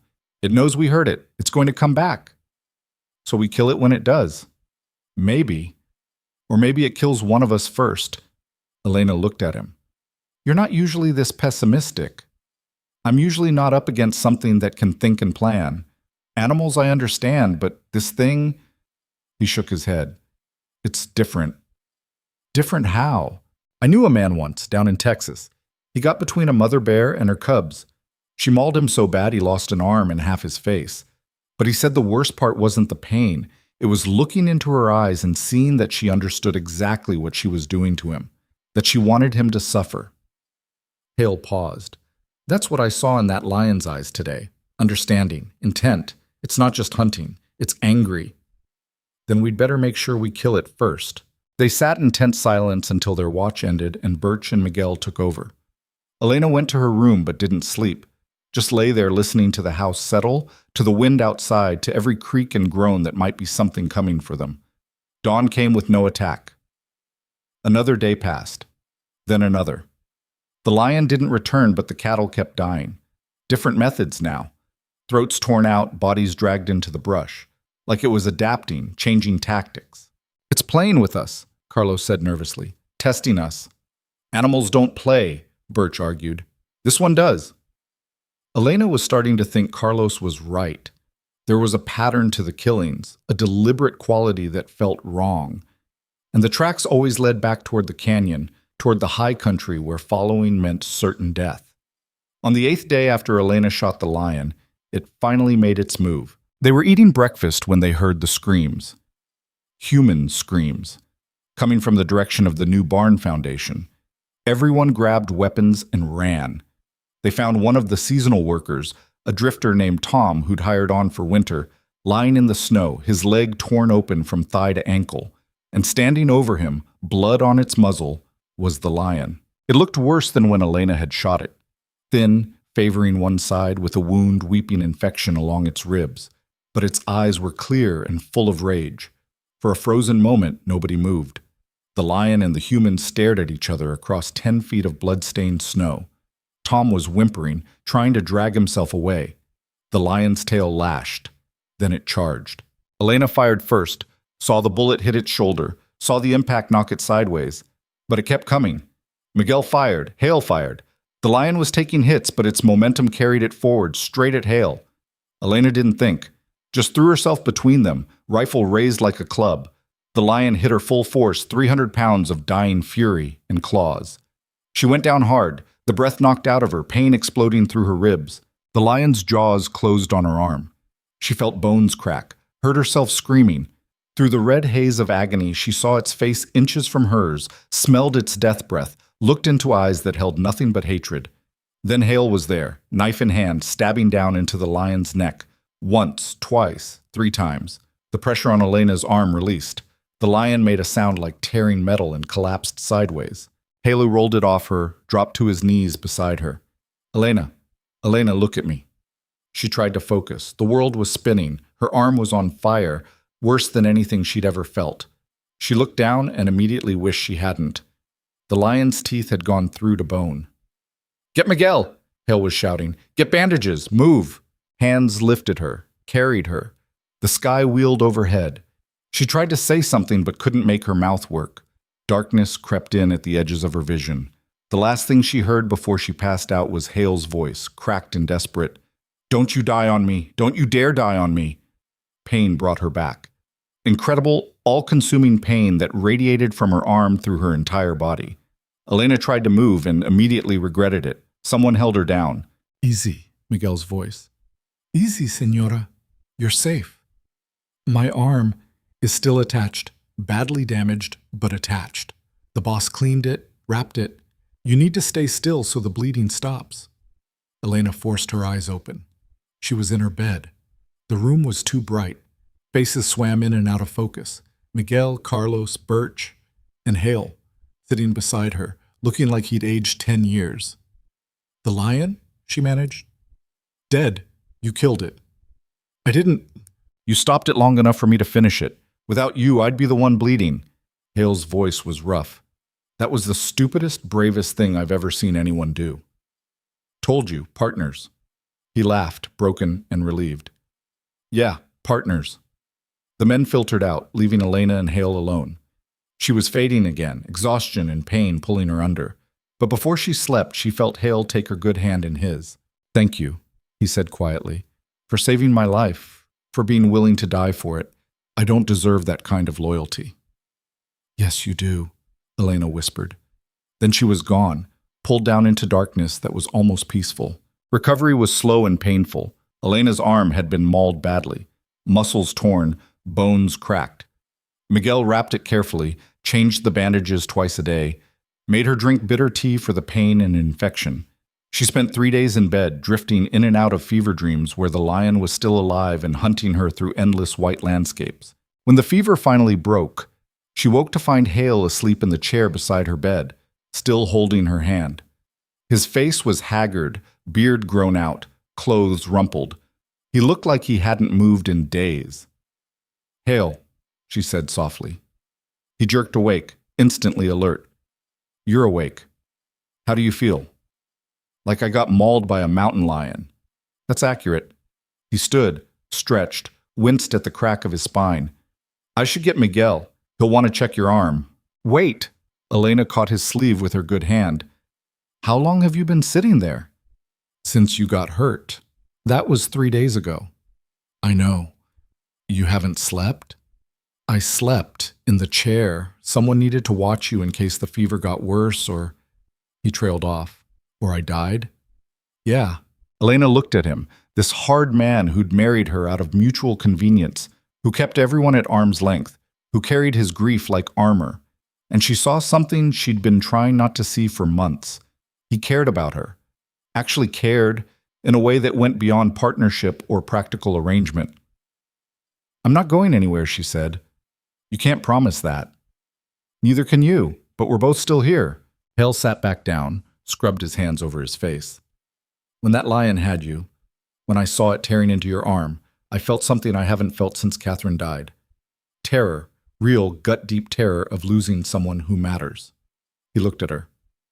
"You matter, Elena. More than you should. More than I wanted you to." "What are you saying?" "I'm saying this arrangement was supposed to be practical, safe, a business deal. But somewhere along the way, it became something else. You became something else." He paused. "I care about you. I don't know what to do with that." Elena's heart was hammering. They'd been dancing around this for months, pretending their partnership was purely practical, even as it deepened into something more real. And now here it was, out in the open, impossible to ignore. "I care about you too," she admitted. "I didn't want to. I tried not to. But you're a hard man to not care about once you let people see past the walls. I'm broken goods, Elena. All scars and bad history. You deserve better. I'm broken too. We're both broken. Maybe that's why this works." They looked at each other across the small distance between bed and chair. Then Hale stood, leaned down, and very gently kissed her forehead. It was chaste, careful, nothing like a romantic gesture, but it felt like a promise. "Rest," he said. "We'll figure out what this means later. Right now you need to heal." "Hale?" "Later." He left before she could argue. Elena lay there, her arm throbbing, her heart racing, trying to understand what had just happened. They'd crossed some invisible line, changed something fundamental between them, and she had no idea if that was good or terrifying or both. Over the next week, Elena slowly regained her strength. Her arm was still useless, would be for weeks according to Miguel, but she could walk, could feed herself, could start helping around the house again in small ways. The men treated her with even more respect now, if that was possible. She'd fought off a mountain lion and lived. That kind of thing earned legends in frontier country. Hale was different too. Not warmer exactly, but more present. He'd check on her throughout the day, bring her things she needed before she asked, sit with her in the evenings while she practiced moving her injured arm. They didn't talk about what he'd said, didn't need to. It was there between them, acknowledged if not fully explored. Winter deepened. The ranch settled into the slow rhythm of cold season work, feeding animals, repairing equipment, waiting for spring. Elena's arm healed slowly, the muscles knitting back together in ways that hurt worse than the original injury.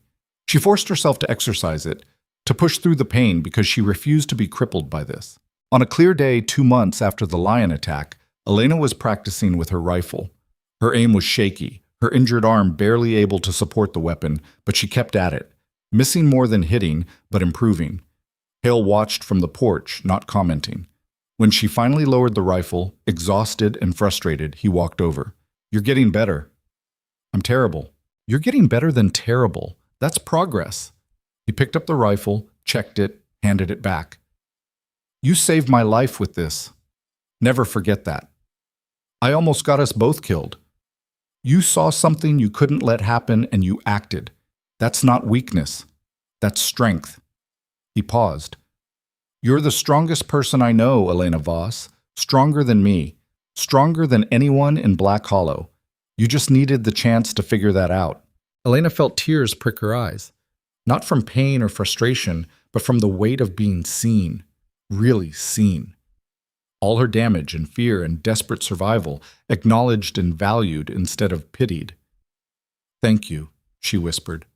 "Don't thank me. You did this. You became this." Hale touched her shoulder gently. "I just gave you a place to do it."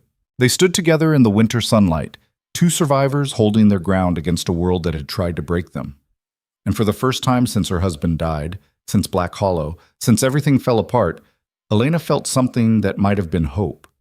Not for easy happiness, not for anything soft or simple, but hope that survival could become something more, that strength could build instead of just defend, that 2 broken people might actually make each other whole.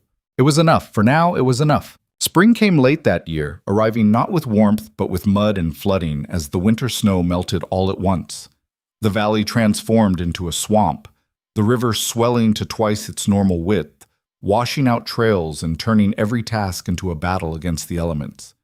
Elena's arm had healed enough to be useful again, though it still ached in cold weather and probably always would. The scar tissue ran from wrist to elbow, thick and ropey, a permanent reminder of the day she'd stood between death and someone she cared about. She was in the kitchen working on bread when she heard the horse approaching, single rider, moving fast. Elena wiped flour from her hands and reached for the rifle she kept near the door. After everything with Creed and the lion, nobody took chances anymore. Hale appeared from the barn, his own rifle ready. Miguel and Carlos moved into position without being told. They'd become good at this, reading danger in the approach of strangers. But when the rider crested the rise, Elena saw it was a woman, young, maybe 18, on a horse that looked ready to collapse. She rode slumped in the saddle, barely holding on, and as she got closer, Elena could see the bruises covering her face, the way she held her ribs like they might be broken. The girl made it as far as the porch before sliding off the horse and collapsing in the dirt. Elena was there first, kneeling beside her, checking for injuries. The girl was conscious, but barely, her eyes unfocused, lips cracked and bleeding. "Help," she whispered. "Please. He'll kill me if I go back." "Who will?" Elena asked gently. "My father. He said I shamed the family, said I needed to be taught respect." The girl started crying, harsh sobs that clearly hurt her damaged ribs. "I ran. I didn't know where else to go. Someone in town said there was a woman out here, a woman who survived Black Hollow. I thought maybe—" She didn't finish, didn't need to. Elena understood perfectly. "Hale," she called, "help me get her inside." They carried the girl upstairs, laid her in Elena's bed. She was in bad shape, worse than Elena had initially thought. Bruises everywhere, ribs definitely cracked, signs of older injuries that had healed wrong. This wasn't the first beating, just the worst. Miguel fetched water and bandages while Elena carefully cleaned the girl's wounds. She worked in silence, her jaw tight, remembering being in this position, remembering how it felt to hurt everywhere and have nowhere safe to go. "What's your name?" she asked gently. "Sarah. Sarah Mackenzie. I'm Elena. You're safe here, Sarah. Nobody's going to hurt you." But your father isn't here, and if he comes looking for you, he'll have to go through me first." Sarah's eyes filled with tears. "You don't understand. He's not like other men. He's mean, really mean, and he has friends. They'll come for me." "Let them come." Elena's voice was flat, hard. "They'll regret it." She finished bandaging Sarah's ribs, made her drink water mixed with willow bark for the pain, then left her to rest. Downstairs, Hale was waiting with an expression she couldn't quite read. "She's staying," Elena said before he could speak. It wasn't a question. "I know. If her father comes, then we deal with him the same way we dealt with Creed, the same way we deal with everyone who thinks they can bring violence here." Hale paused. "This is the second person you've taken in." "Second?" "Yourself. You took yourself in when nobody else would have you. Now you're doing it for others." He almost smiled. "You're building something, Elena, something bigger than just a ranch." "I'm just helping someone who needs it." "No. You're making a choice about what kind of place this is, what it stands for."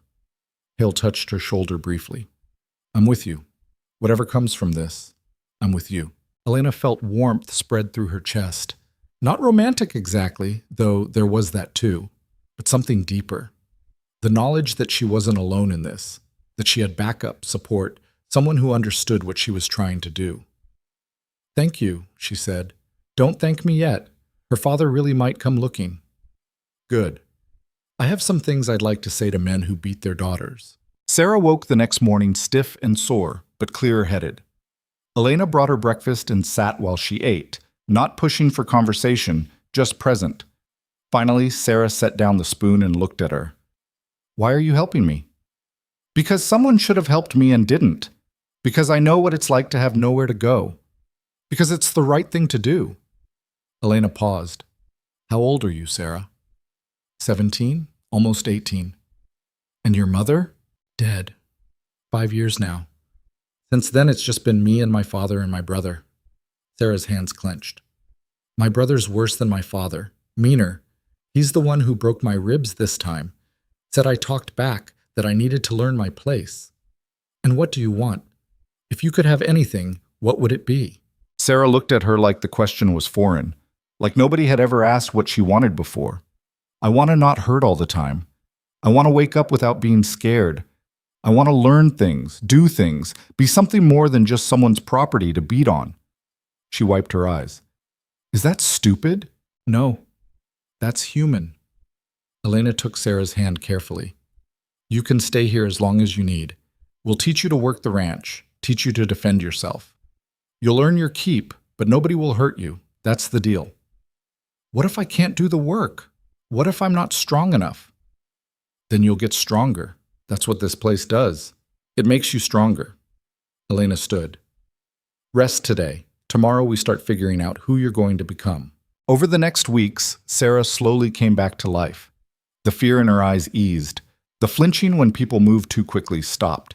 She learned to work alongside Carlos, feeding animals and mending fences. Miguel taught her basic carpentry.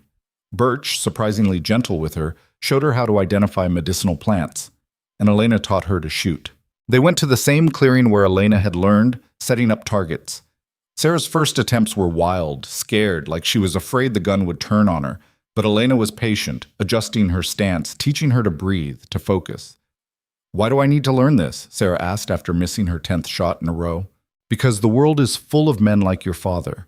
Men who think violence makes them strong. And the only thing men like that understand is strength meeting strength." Elena reloaded the rifle, handed it back. "You're never going to be big enough to fight them with fists, but you can be scary enough with a rifle that they think twice before coming after you. I don't want to be scary. Yes, you do. You just don't know it yet. Elena positioned herself behind Sarah, helped her line up the shot. Scary means safe. Scary means they leave you alone. Now shoot. Sarah squeezed the trigger. The bottle shattered. I hit it, she gasped. I actually hit it. Do it again. By the end of the session, Sarah was hitting more than she missed. Her hands didn't shake. Her eyes held something new, something that looked almost like confidence. How do you know all this? Sarah asked as they walked back. About fighting and surviving and being strong? I didn't always. I had to learn. Had to have everything taken from me before I figured out how to take it back. Elena glanced at her. You're learning faster than I did. You're going to be fine. I hope so. I want to be like you, brave and tough, and not afraid of anything. Elena almost laughed. I'm afraid of plenty. I'm just more afraid of going back to who I was before. That fear drives everything else. A month after Sarah arrived, the Mackenzie men came. Elena was working in the garden when she saw them, 3 riders coming down the canyon trail. She recognized the lead man from Sarah's description, all bulk and rage, riding like he owned the world. His son beside him was younger, meaner looking. The third was someone Elena didn't know. She stood slowly, dirt on her hands, and walked toward the house. Sarah was on the porch and went white when she saw the riders. It's him, she whispered. It's my father. I know. Go inside. Get the rifle I showed you. 2nd floor window. If things go bad, you know what to do. Elena, go. Sarah disappeared inside. Elena walked to the porch steps and waited. Hale emerged from the barn with Miguel and Carlos. They positioned themselves strategically, not aggressive, but ready. Birch appeared on the bunkhouse porch with a shotgun. The Mackenzie men rode right up to the house, stopping close enough to be intimidating. The father dismounted, all 6 feet and 200 pounds of him.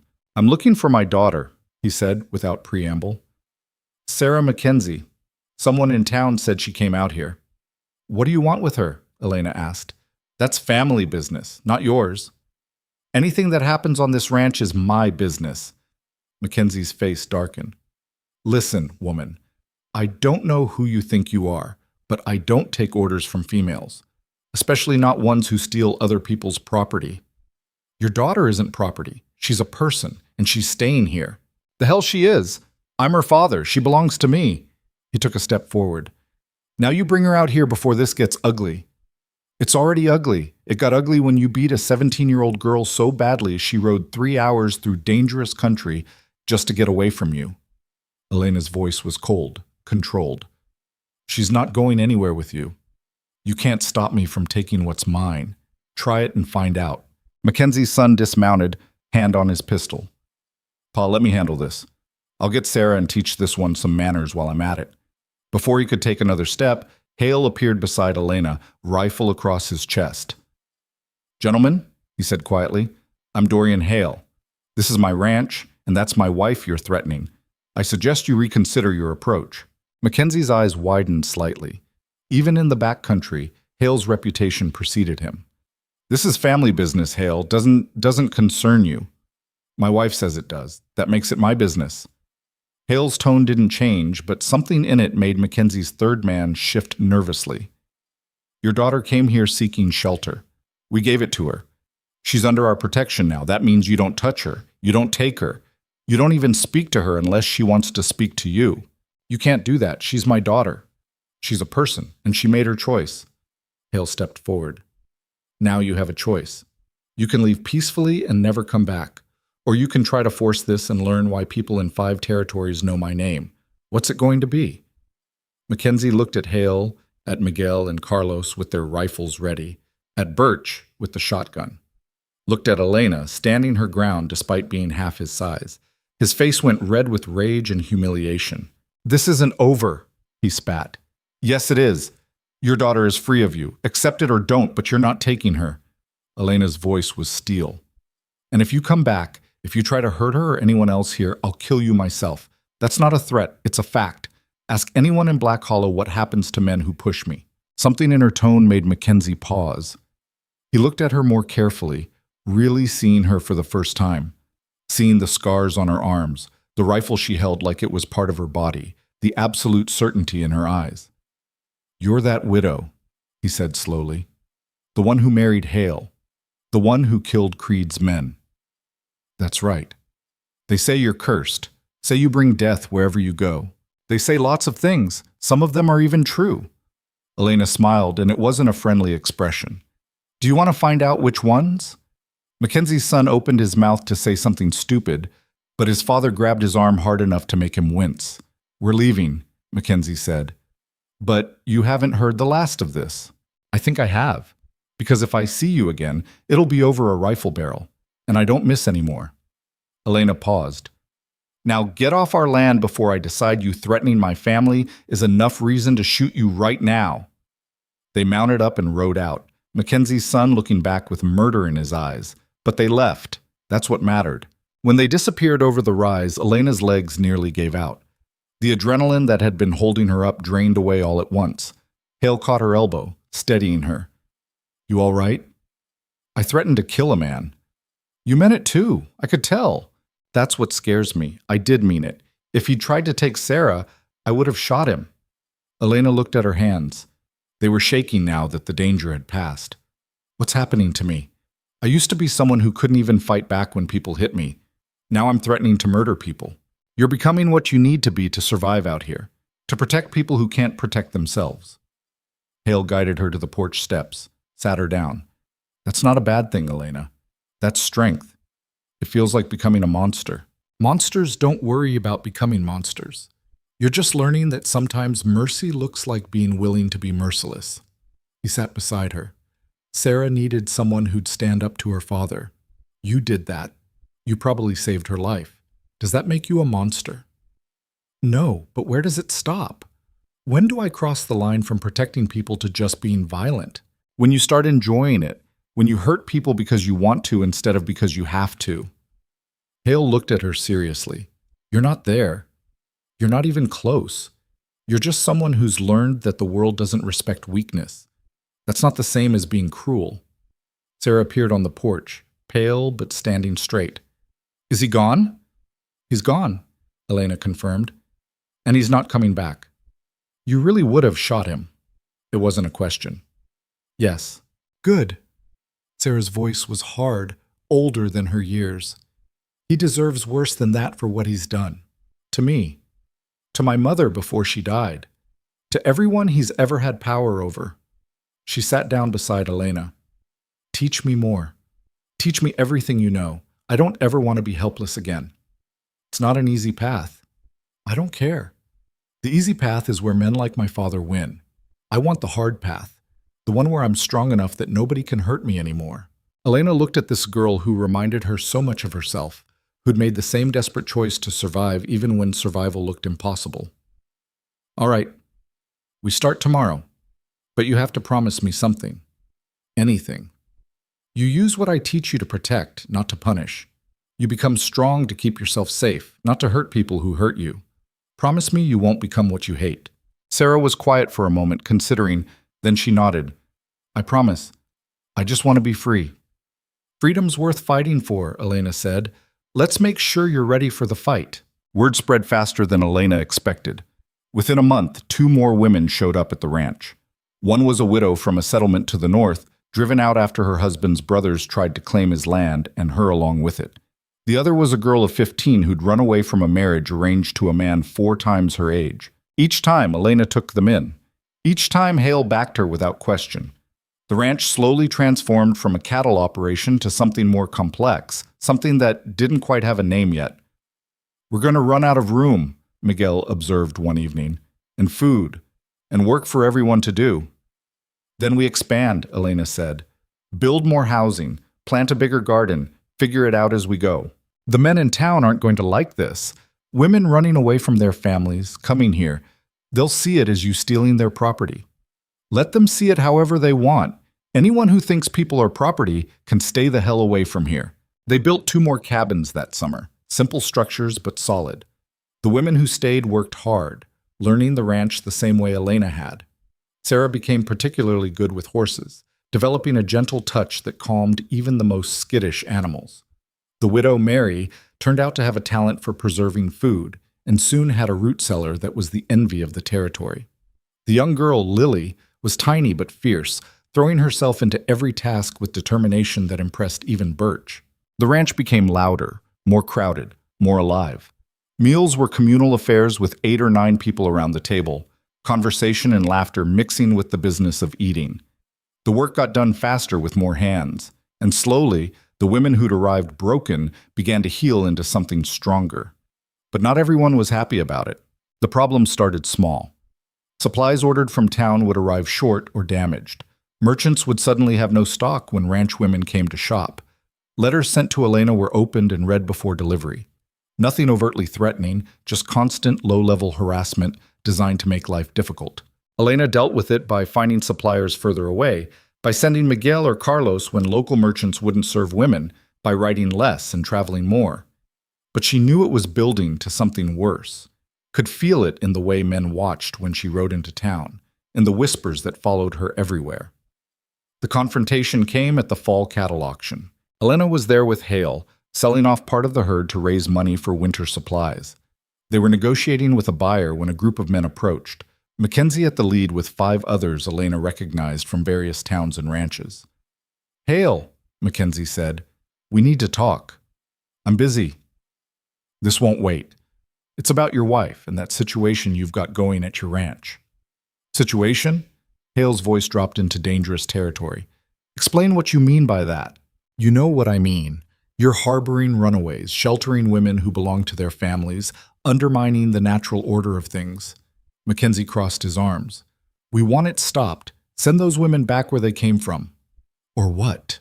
"Or we make life difficult for you, all of us." Mackenzie gestured to the other men. "We represent most of the major operations in this territory. Between us, we can make sure you don't sell cattle, don't get supplies, don't get anything you need. We'll strangle your operation until you have no choice but to comply." Elena stepped forward before Hale could respond. "Let me make sure I understand this. You're threatening us because we give shelter to women fleeing abuse, because we don't force people to return to situations where they're being hurt. That's what this is about? This is about respecting family rights, about not interfering in matters that don't concern you. Abuse concerns everyone, or at least it should." Elena looked at each man in turn. "How many of you have daughters, sons, people you care about?"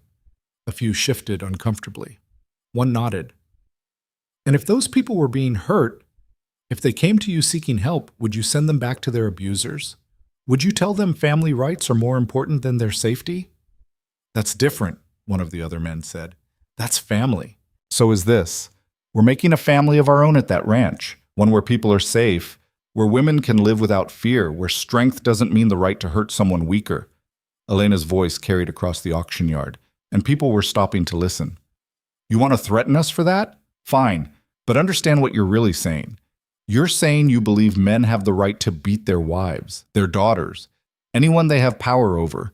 You're saying abuse is acceptable as long as it happens in private. Are you comfortable with that?" The crowd was murmuring now. Some of the men looked angry, but others looked uncomfortable.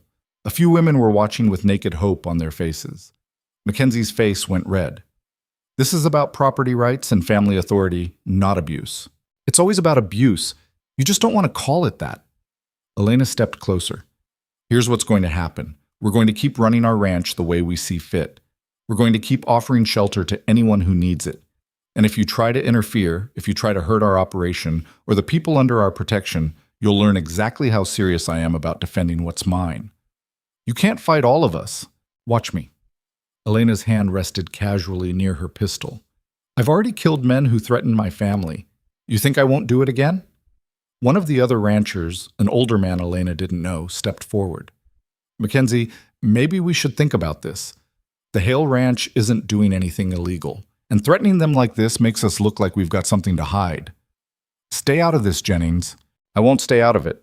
My daughter left her husband last year because he broke her arm in 3 places. I sent her back because that's what you're supposed to do.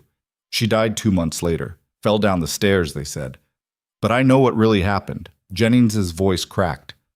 "I sent my daughter back to a man who killed her because I believed men like you when you talked about family rights and proper order. I won't make that mistake again." The silence that followed was heavy. Several men were looking at the ground. The women in the crowd were crying openly. Mackenzie looked around, realized he'd lost the room, and his expression turned ugly. "This isn't over, Hale. You and your witch wife are going to regret this." "Probably," Hale said calmly. "We regret lots of things, but giving shelter to people who need it won't be one of them. Now get out of my sight before I forget we're in civilized company." Mackenzie and his supporters left, but the tension remained. Elena was shaking, adrenaline and anger mixing into something that felt too big for her body. Hale touched her elbow gently. "That was either very brave or very stupid," he said quietly. "Probably both.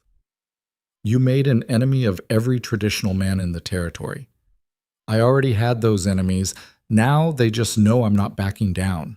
Jennings approached, hat in hand. "Mrs. Hale, I want to thank you for what you're doing, for saying what needed saying. If there's anything I can do to help, spread the word," Elena said. "Tell people that anyone who needs shelter has a place at our ranch. Tell them we don't turn away people seeking safety. That's how you can help." "I'll do that. And if Mackenzie tries anything, he'll have to go through me too." After he left, Elena let out a breath she didn't know she'd been holding. Hale wrapped an arm around her shoulders briefly. "You started something today," he said. "Changed what this territory is going to look like. There's no going back from this." "Good. Going back would mean more women dying like Jennings's daughter, more girls like Sarah getting beaten until they don't know who they are anymore. I won't let that happen. Not if I can stop it." "Even if it costs us everything?" Elena thought about the widow she'd been, beaten in the dirt of Black Hollow, with nowhere to turn. Thought about Sarah's bruised face, Lily's terrified eyes, all the women who'd shown up desperate and left stronger. Thought about what it meant to build something that mattered instead of just surviving. "Yes," she said. Even then. They sold their cattle for less than hoped, the buyers either sympathetic to Mackenzie or afraid to associate with the troublemakers. But they made enough to get through winter, and that's what mattered. On the ride home, Elena was quiet, processing everything that had happened. "You all right?" Hale asked. "I don't know. I just declared war on half the territory. Drew a line and dared people to cross it. That's not something I ever imagined doing." "You're not the woman who arrived here anymore. You've grown past her." "Into what, though? Someone who threatens violence? Who makes enemies everywhere she goes?" "Into someone who fights for people who can't fight for themselves. That's not a bad thing to be, Elena. That's maybe the best thing anyone can be." She wanted to believe him. Wanted to think that the path she was walking led somewhere good instead of just more violence and struggle. But sitting there on her horse, watching the sun set over the canyon that had become home, Elena couldn't shake the feeling that the real fight hadn't even started yet. That everything up until now had just been preparation for something bigger, harder, more dangerous than anything she'd faced before. And that when it came, she'd better be ready. Because this time, she wasn't just fighting for herself. She was fighting for every woman who'd ever been told her pain didn't matter. Every girl who'd been beaten down and told to be quiet about it. Every person who'd ever needed shelter and found only closed doors. She was fighting for all of them, and she'd be damned if she was going to lose. Winter arrived with a vengeance, and with it came more people than the ranch could comfortably hold. They showed up in twos and threes, women and children mostly, a few men who'd been cast out for standing up to cruelty in their own families. Each arrival stretched resources thinner, pushed the community closer to breaking point. Elena found herself making impossible calculations, dividing food that was already scarce, finding sleeping space where none existed, trying to figure out how to keep 23 people alive through a brutal season. "We can't sustain this," Miguel said one night, after a particularly difficult day. "We don't have enough supplies, don't have enough firewood, don't have enough of anything. Then we make do with less. Elena, people are going to start getting sick, children especially. You can't feed everyone on good intentions." She knew he was right, knew they were courting disaster. But every time she thought about turning someone away, she remembered being that person with nowhere to go. Remembered the desperation, the fear, the way closed doors felt like death sentences. "We'll figure it out," she said, though she had no idea how. The solution came from an unexpected source.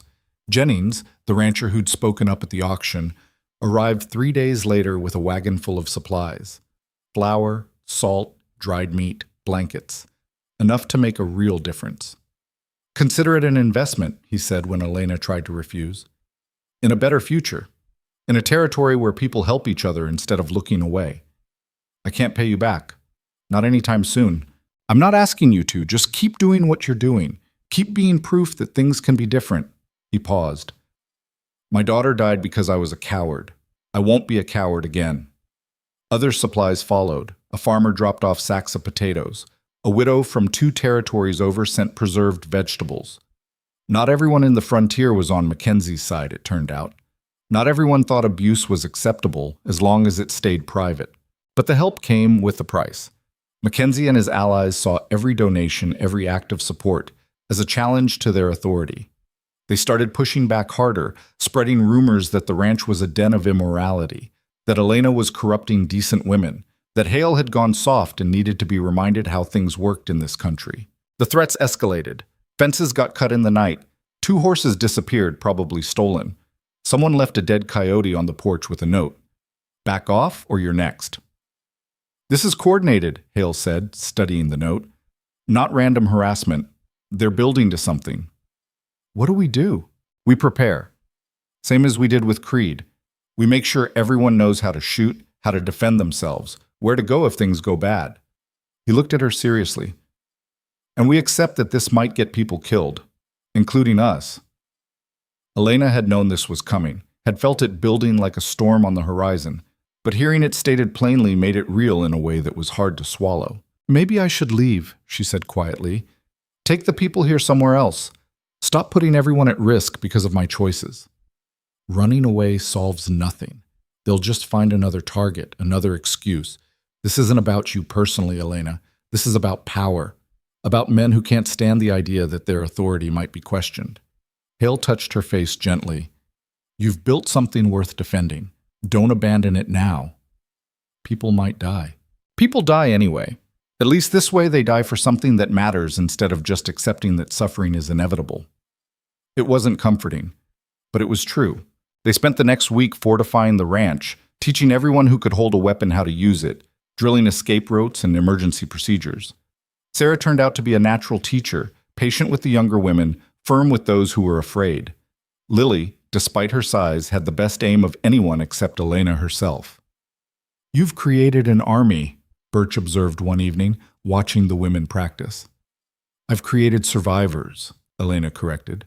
There's a difference. Not sure the men coming for you will see it that way. He was probably right. To men like Mackenzie, women with weapons were a threat that needed eliminating. The fact that those weapons were for defense wouldn't matter. The challenge to their power was the crime, not any actual violence. The attack came on a moonless night in late January. Elena woke to the sound of breaking glass and was moving before she was fully conscious, rifle in hand, boots barely on. She hit the hallway running and nearly collided with Hale coming out of his room. Fire, he said shortly. South wall. They ran downstairs to find flames already climbing the exterior wall, smoke pouring through broken windows. People were screaming, scrambling for exits, children crying in terror. Outside, she could hear horses, men shouting, the crack of gunfire. Everyone to the barn, Elena shouted. Stay low, stay together. Sarah, Lily, you're on rear guard. Move. They poured out of the house into chaos. Men on horseback circled the property, firing indiscriminately, more interested in causing panic than hitting specific targets. Elena counted at least 10 riders, maybe more. Mackenzie was there. She was sure of it, even if she couldn't pick him out in the darkness. Miguel and Carlos were already returning fire from the barn. Elena got the women and children inside, positioned the ones who could shoot at windows, told the others to stay down and stay quiet. A bullet hit the wall near her head, and she ducked instinctively, then popped back up and fired at the muzzle flash. Heard a scream, saw a man fall from his horse. Elena, Hale shouted. The house! She turned and saw the flames had spread to the roof. Everything they'd built, every piece of safety they'd created was burning. Something in her chest cracked, watching it, but there wasn't time for grief. Only survival. Let it burn, she called back. Just keep them away from the barn. The fight lasted an hour, maybe less. It felt like days. Elena fired until her rifle barrel was too hot to touch, then switched to pistols, then back to the rifle after it cooled. Beside her, Sarah was eerily calm. picking targets with precision that shouldn't have been possible for someone so young. Lily reloaded faster than anyone, keeping multiple shooters supplied. Then suddenly the attackers were retreating, pulling back into the darkness. Elena watched them go, not trusting it, waiting for the second wave. But it didn't come. Just silence and the sound of the house collapsing in on itself in a shower of sparks. "Is everyone all right?" Elena called. Voices answered in the dark, shaken, scared, but alive. All alive. "They're not done," Hale said, appearing beside her. "This was just testing our defenses. They'll come back." "Let them. We're ready now." But ready or not, the cost was devastating. The house was gone. Half their food stores had been in the root cellar, now buried under burning debris. 2 people were injured, 1 seriously. And winter still had 2 months to run. They spent the rest of the night organizing, taking inventory, figuring out how to house 23 people with only the barn and 2 small cabins. It was impossible. There wasn't enough space, enough warmth, enough of anything. "We'll manage," Elena said when Miguel raised the same concerns. "We always do." "This time I don't see how." Neither did Elena, but admitting defeat wasn't an option. Dawn came gray and cold. The ranch looked like a battlefield, snow stained with blood, the house reduced to smoking ruins. Elena stood in what had been the kitchen, staring at the place where she'd learned to belong, and felt something harden inside her. "I'm going after them," she said. Hale looked at her sharply. "What?" "Mackenzie and whoever else was here last night. I'm going after them, ending this." "That's suicide. You don't even know where they are." "I'll find them, and when I do, I'll make sure they understand that attacking us was the worst mistake they ever made." "Elena, listen to yourself. You're talking about murder." "I'm talking about survival. They burned our home, tried to kill everyone here. If I don't stop them, they'll just keep coming until everyone's dead." Elena's voice was flat, emotionless. "I won't let that happen." "So you'll go alone into hostile territory and try to kill a dozen men? How is that better than dying here?" "Because if I die out there, at least everyone here has a chance. If they come back and I'm still here, everyone dies anyway." They stared at each other, neither backing down. Finally, Hale shook his head. "Then I'm coming with you."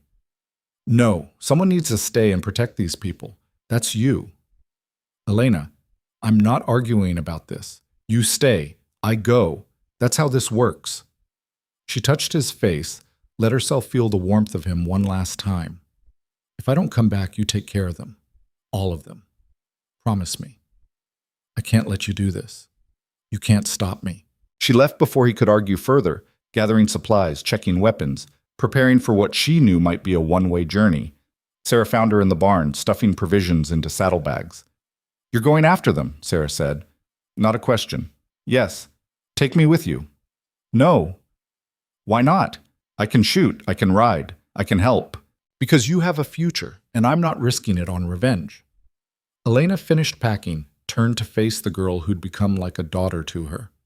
"If something happens to me, I need you to be strong for the others, to keep learning, keep growing, to become the woman you're meant to be instead of the one trauma tried to make you." "That's not fair." "Nothing about this is fair, but it's necessary." Elena pulled Sarah into a brief, fierce hug. "I'm proud of you. Remember that. Whatever happens, I'm proud of who you've become." She left before Sarah could respond, before her own resolve could weaken, mounted her horse, checked her weapons one last time, and rode out into the frozen wasteland without looking back. The trail was easy enough to follow. 10 horses left tracks, even in hard-packed snow. Elena tracked them through the canyon, into the badlands beyond, following signs that grew progressively more obvious. Either they were getting careless or they wanted to be followed. Probably the latter, probably a trap. Elena didn't care. She rode for 2 days, sleeping in short bursts when her body demanded it, pushing herself past exhaustion into something colder and more focused. The anger that had driven her initially faded into calculation.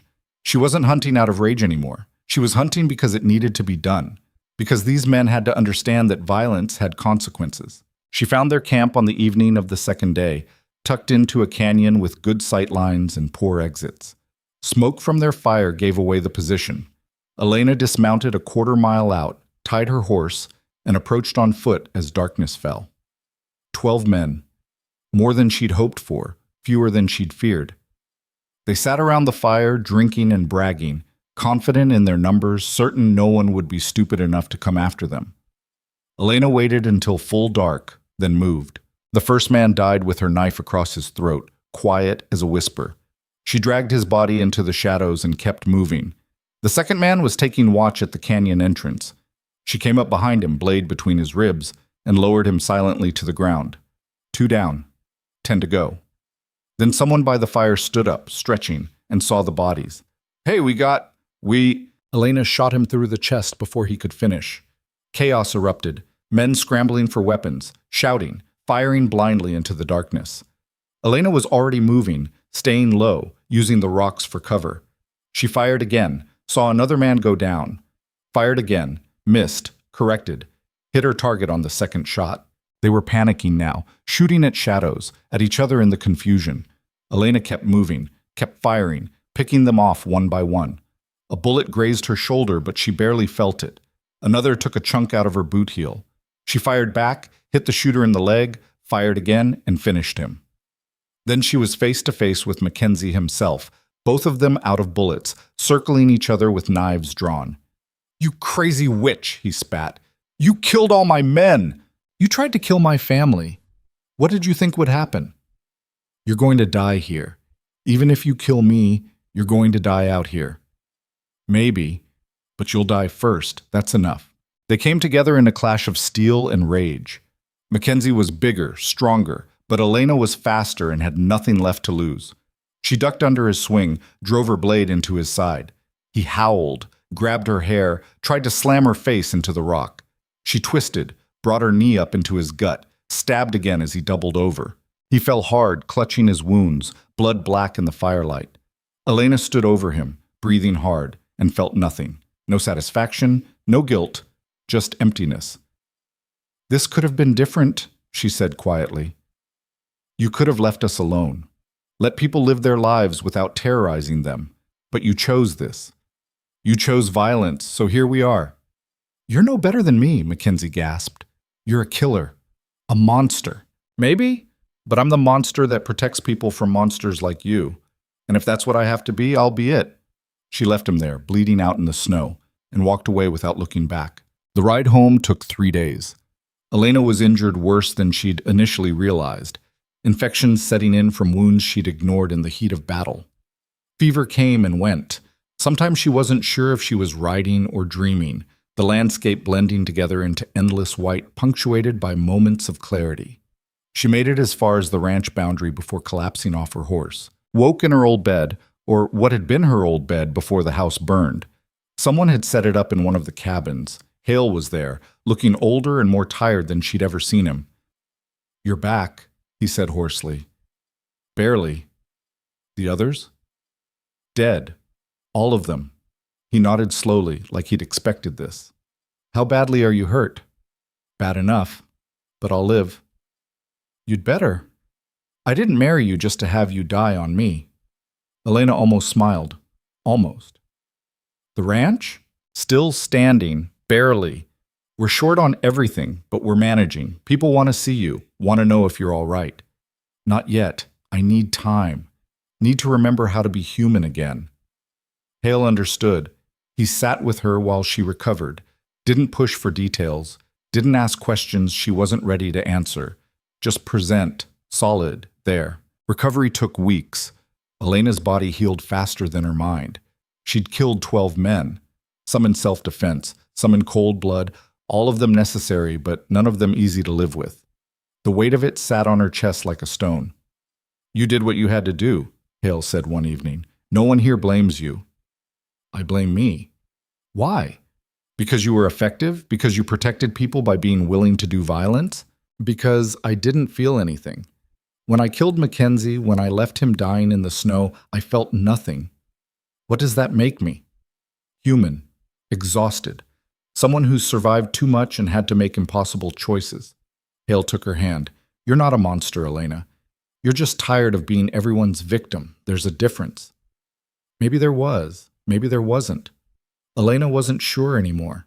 But life moved on regardless of her uncertainty. Spring arrived, slow and hesitant. They began rebuilding, the whole community working together to raise a new house. This time it was bigger, designed to hold everyone, with separate rooms but shared spaces. A home that acknowledged they were a family now, blood or not. News spread about what had happened at the Mackenzie camp. Some people called Elena a murderess. Others called her a hero. Most just called her dangerous and stayed away, which suited everyone fine. The ranch gained a reputation as a place you didn't mess with, where people went if they needed protection and nowhere else would take them. More arrivals came with the warm weather. Not just women now, but families, people fleeing violence or poverty or simple bad luck. The ranch stretched to accommodate them, expanding operations, bringing in more cattle, planting more crops. It stopped being just Hale's ranch and became something else. A community, a refuge, a place where survival was the baseline, but not the ceiling. Sarah grew into her strength, becoming Elena's right hand, teaching new arrivals the same skills Elena had taught her. Lily became a leader among the younger ones, fierce and protective. The original residents became elders of a sort, helping integrate newcomers, passing on lessons learned the hard way. And Elena slowly found her way back to something resembling peace. Not happiness exactly, but acceptance. She'd done terrible things for good reasons, killed to protect, become hard because soft meant dead. That was the reality of frontier life, the price of survival in a place that ground down anyone who couldn't or wouldn't fight back. She sat with Hale on the porch of the new house one evening, watching the sun set over the valley that had become home. He was older now, slower, the years and stress catching up with him, but he was still solid beside her, still her partner in all this. "Do you regret it?" she asked. "Marrying me that day? Bringing me here?" "Not for a second. You changed my life, changed this whole place." He squeezed her hand. "Best decision I ever made." "Even though it brought violence, cost us so much?" "The violence was always coming. You just gave people a reason to stand against it instead of accepting it." He paused. "You made me believe in something again. Made me think maybe there was a point to surviving beyond just existing. That's worth any cost." Elena leaned against him, tired but content. "I love you. I don't think I ever said that out loud." "I know. I've known for a while." Hale kissed the top of her head. "I love you too. Loved you since you threw yourself between me and that lion. Maybe before. Doesn't matter when it started. Just matters that it's real." They sat in comfortable silence as darkness fell, two damaged people who'd built something beautiful out of shared trauma and stubborn refusal to quit. The years passed. Hale grew old and Elena grew hard, though not in bad ways. Hard like steel, tempered by fire, strong enough to support weight without breaking. The ranch thrived, became known throughout the territory as a place of sanctuary. People would ride for days to reach it, knowing they'd find safety there even when nowhere else would take them. When Hale finally died, it was peaceful. Old age, nothing dramatic. He went to sleep beside Elena one night and simply didn't wake up. She buried him in the orchard he'd planted years ago, carved a simple stone with his name and a black ram symbol. No speeches, no ceremony, just a quiet acknowledgement that a good man had lived and been loved. His death changed things. The ranch had always been his legally, protected by his reputation and power. Without him, there were concerns it might be vulnerable to legal challenges, to people trying to claim the property or disband the community. Elena dealt with those concerns the same way she dealt with everything else, directly and without compromise. She rode into the territorial capital, walked into the land office, and filed papers making the ranch a formal trust. No single owner, just a collective.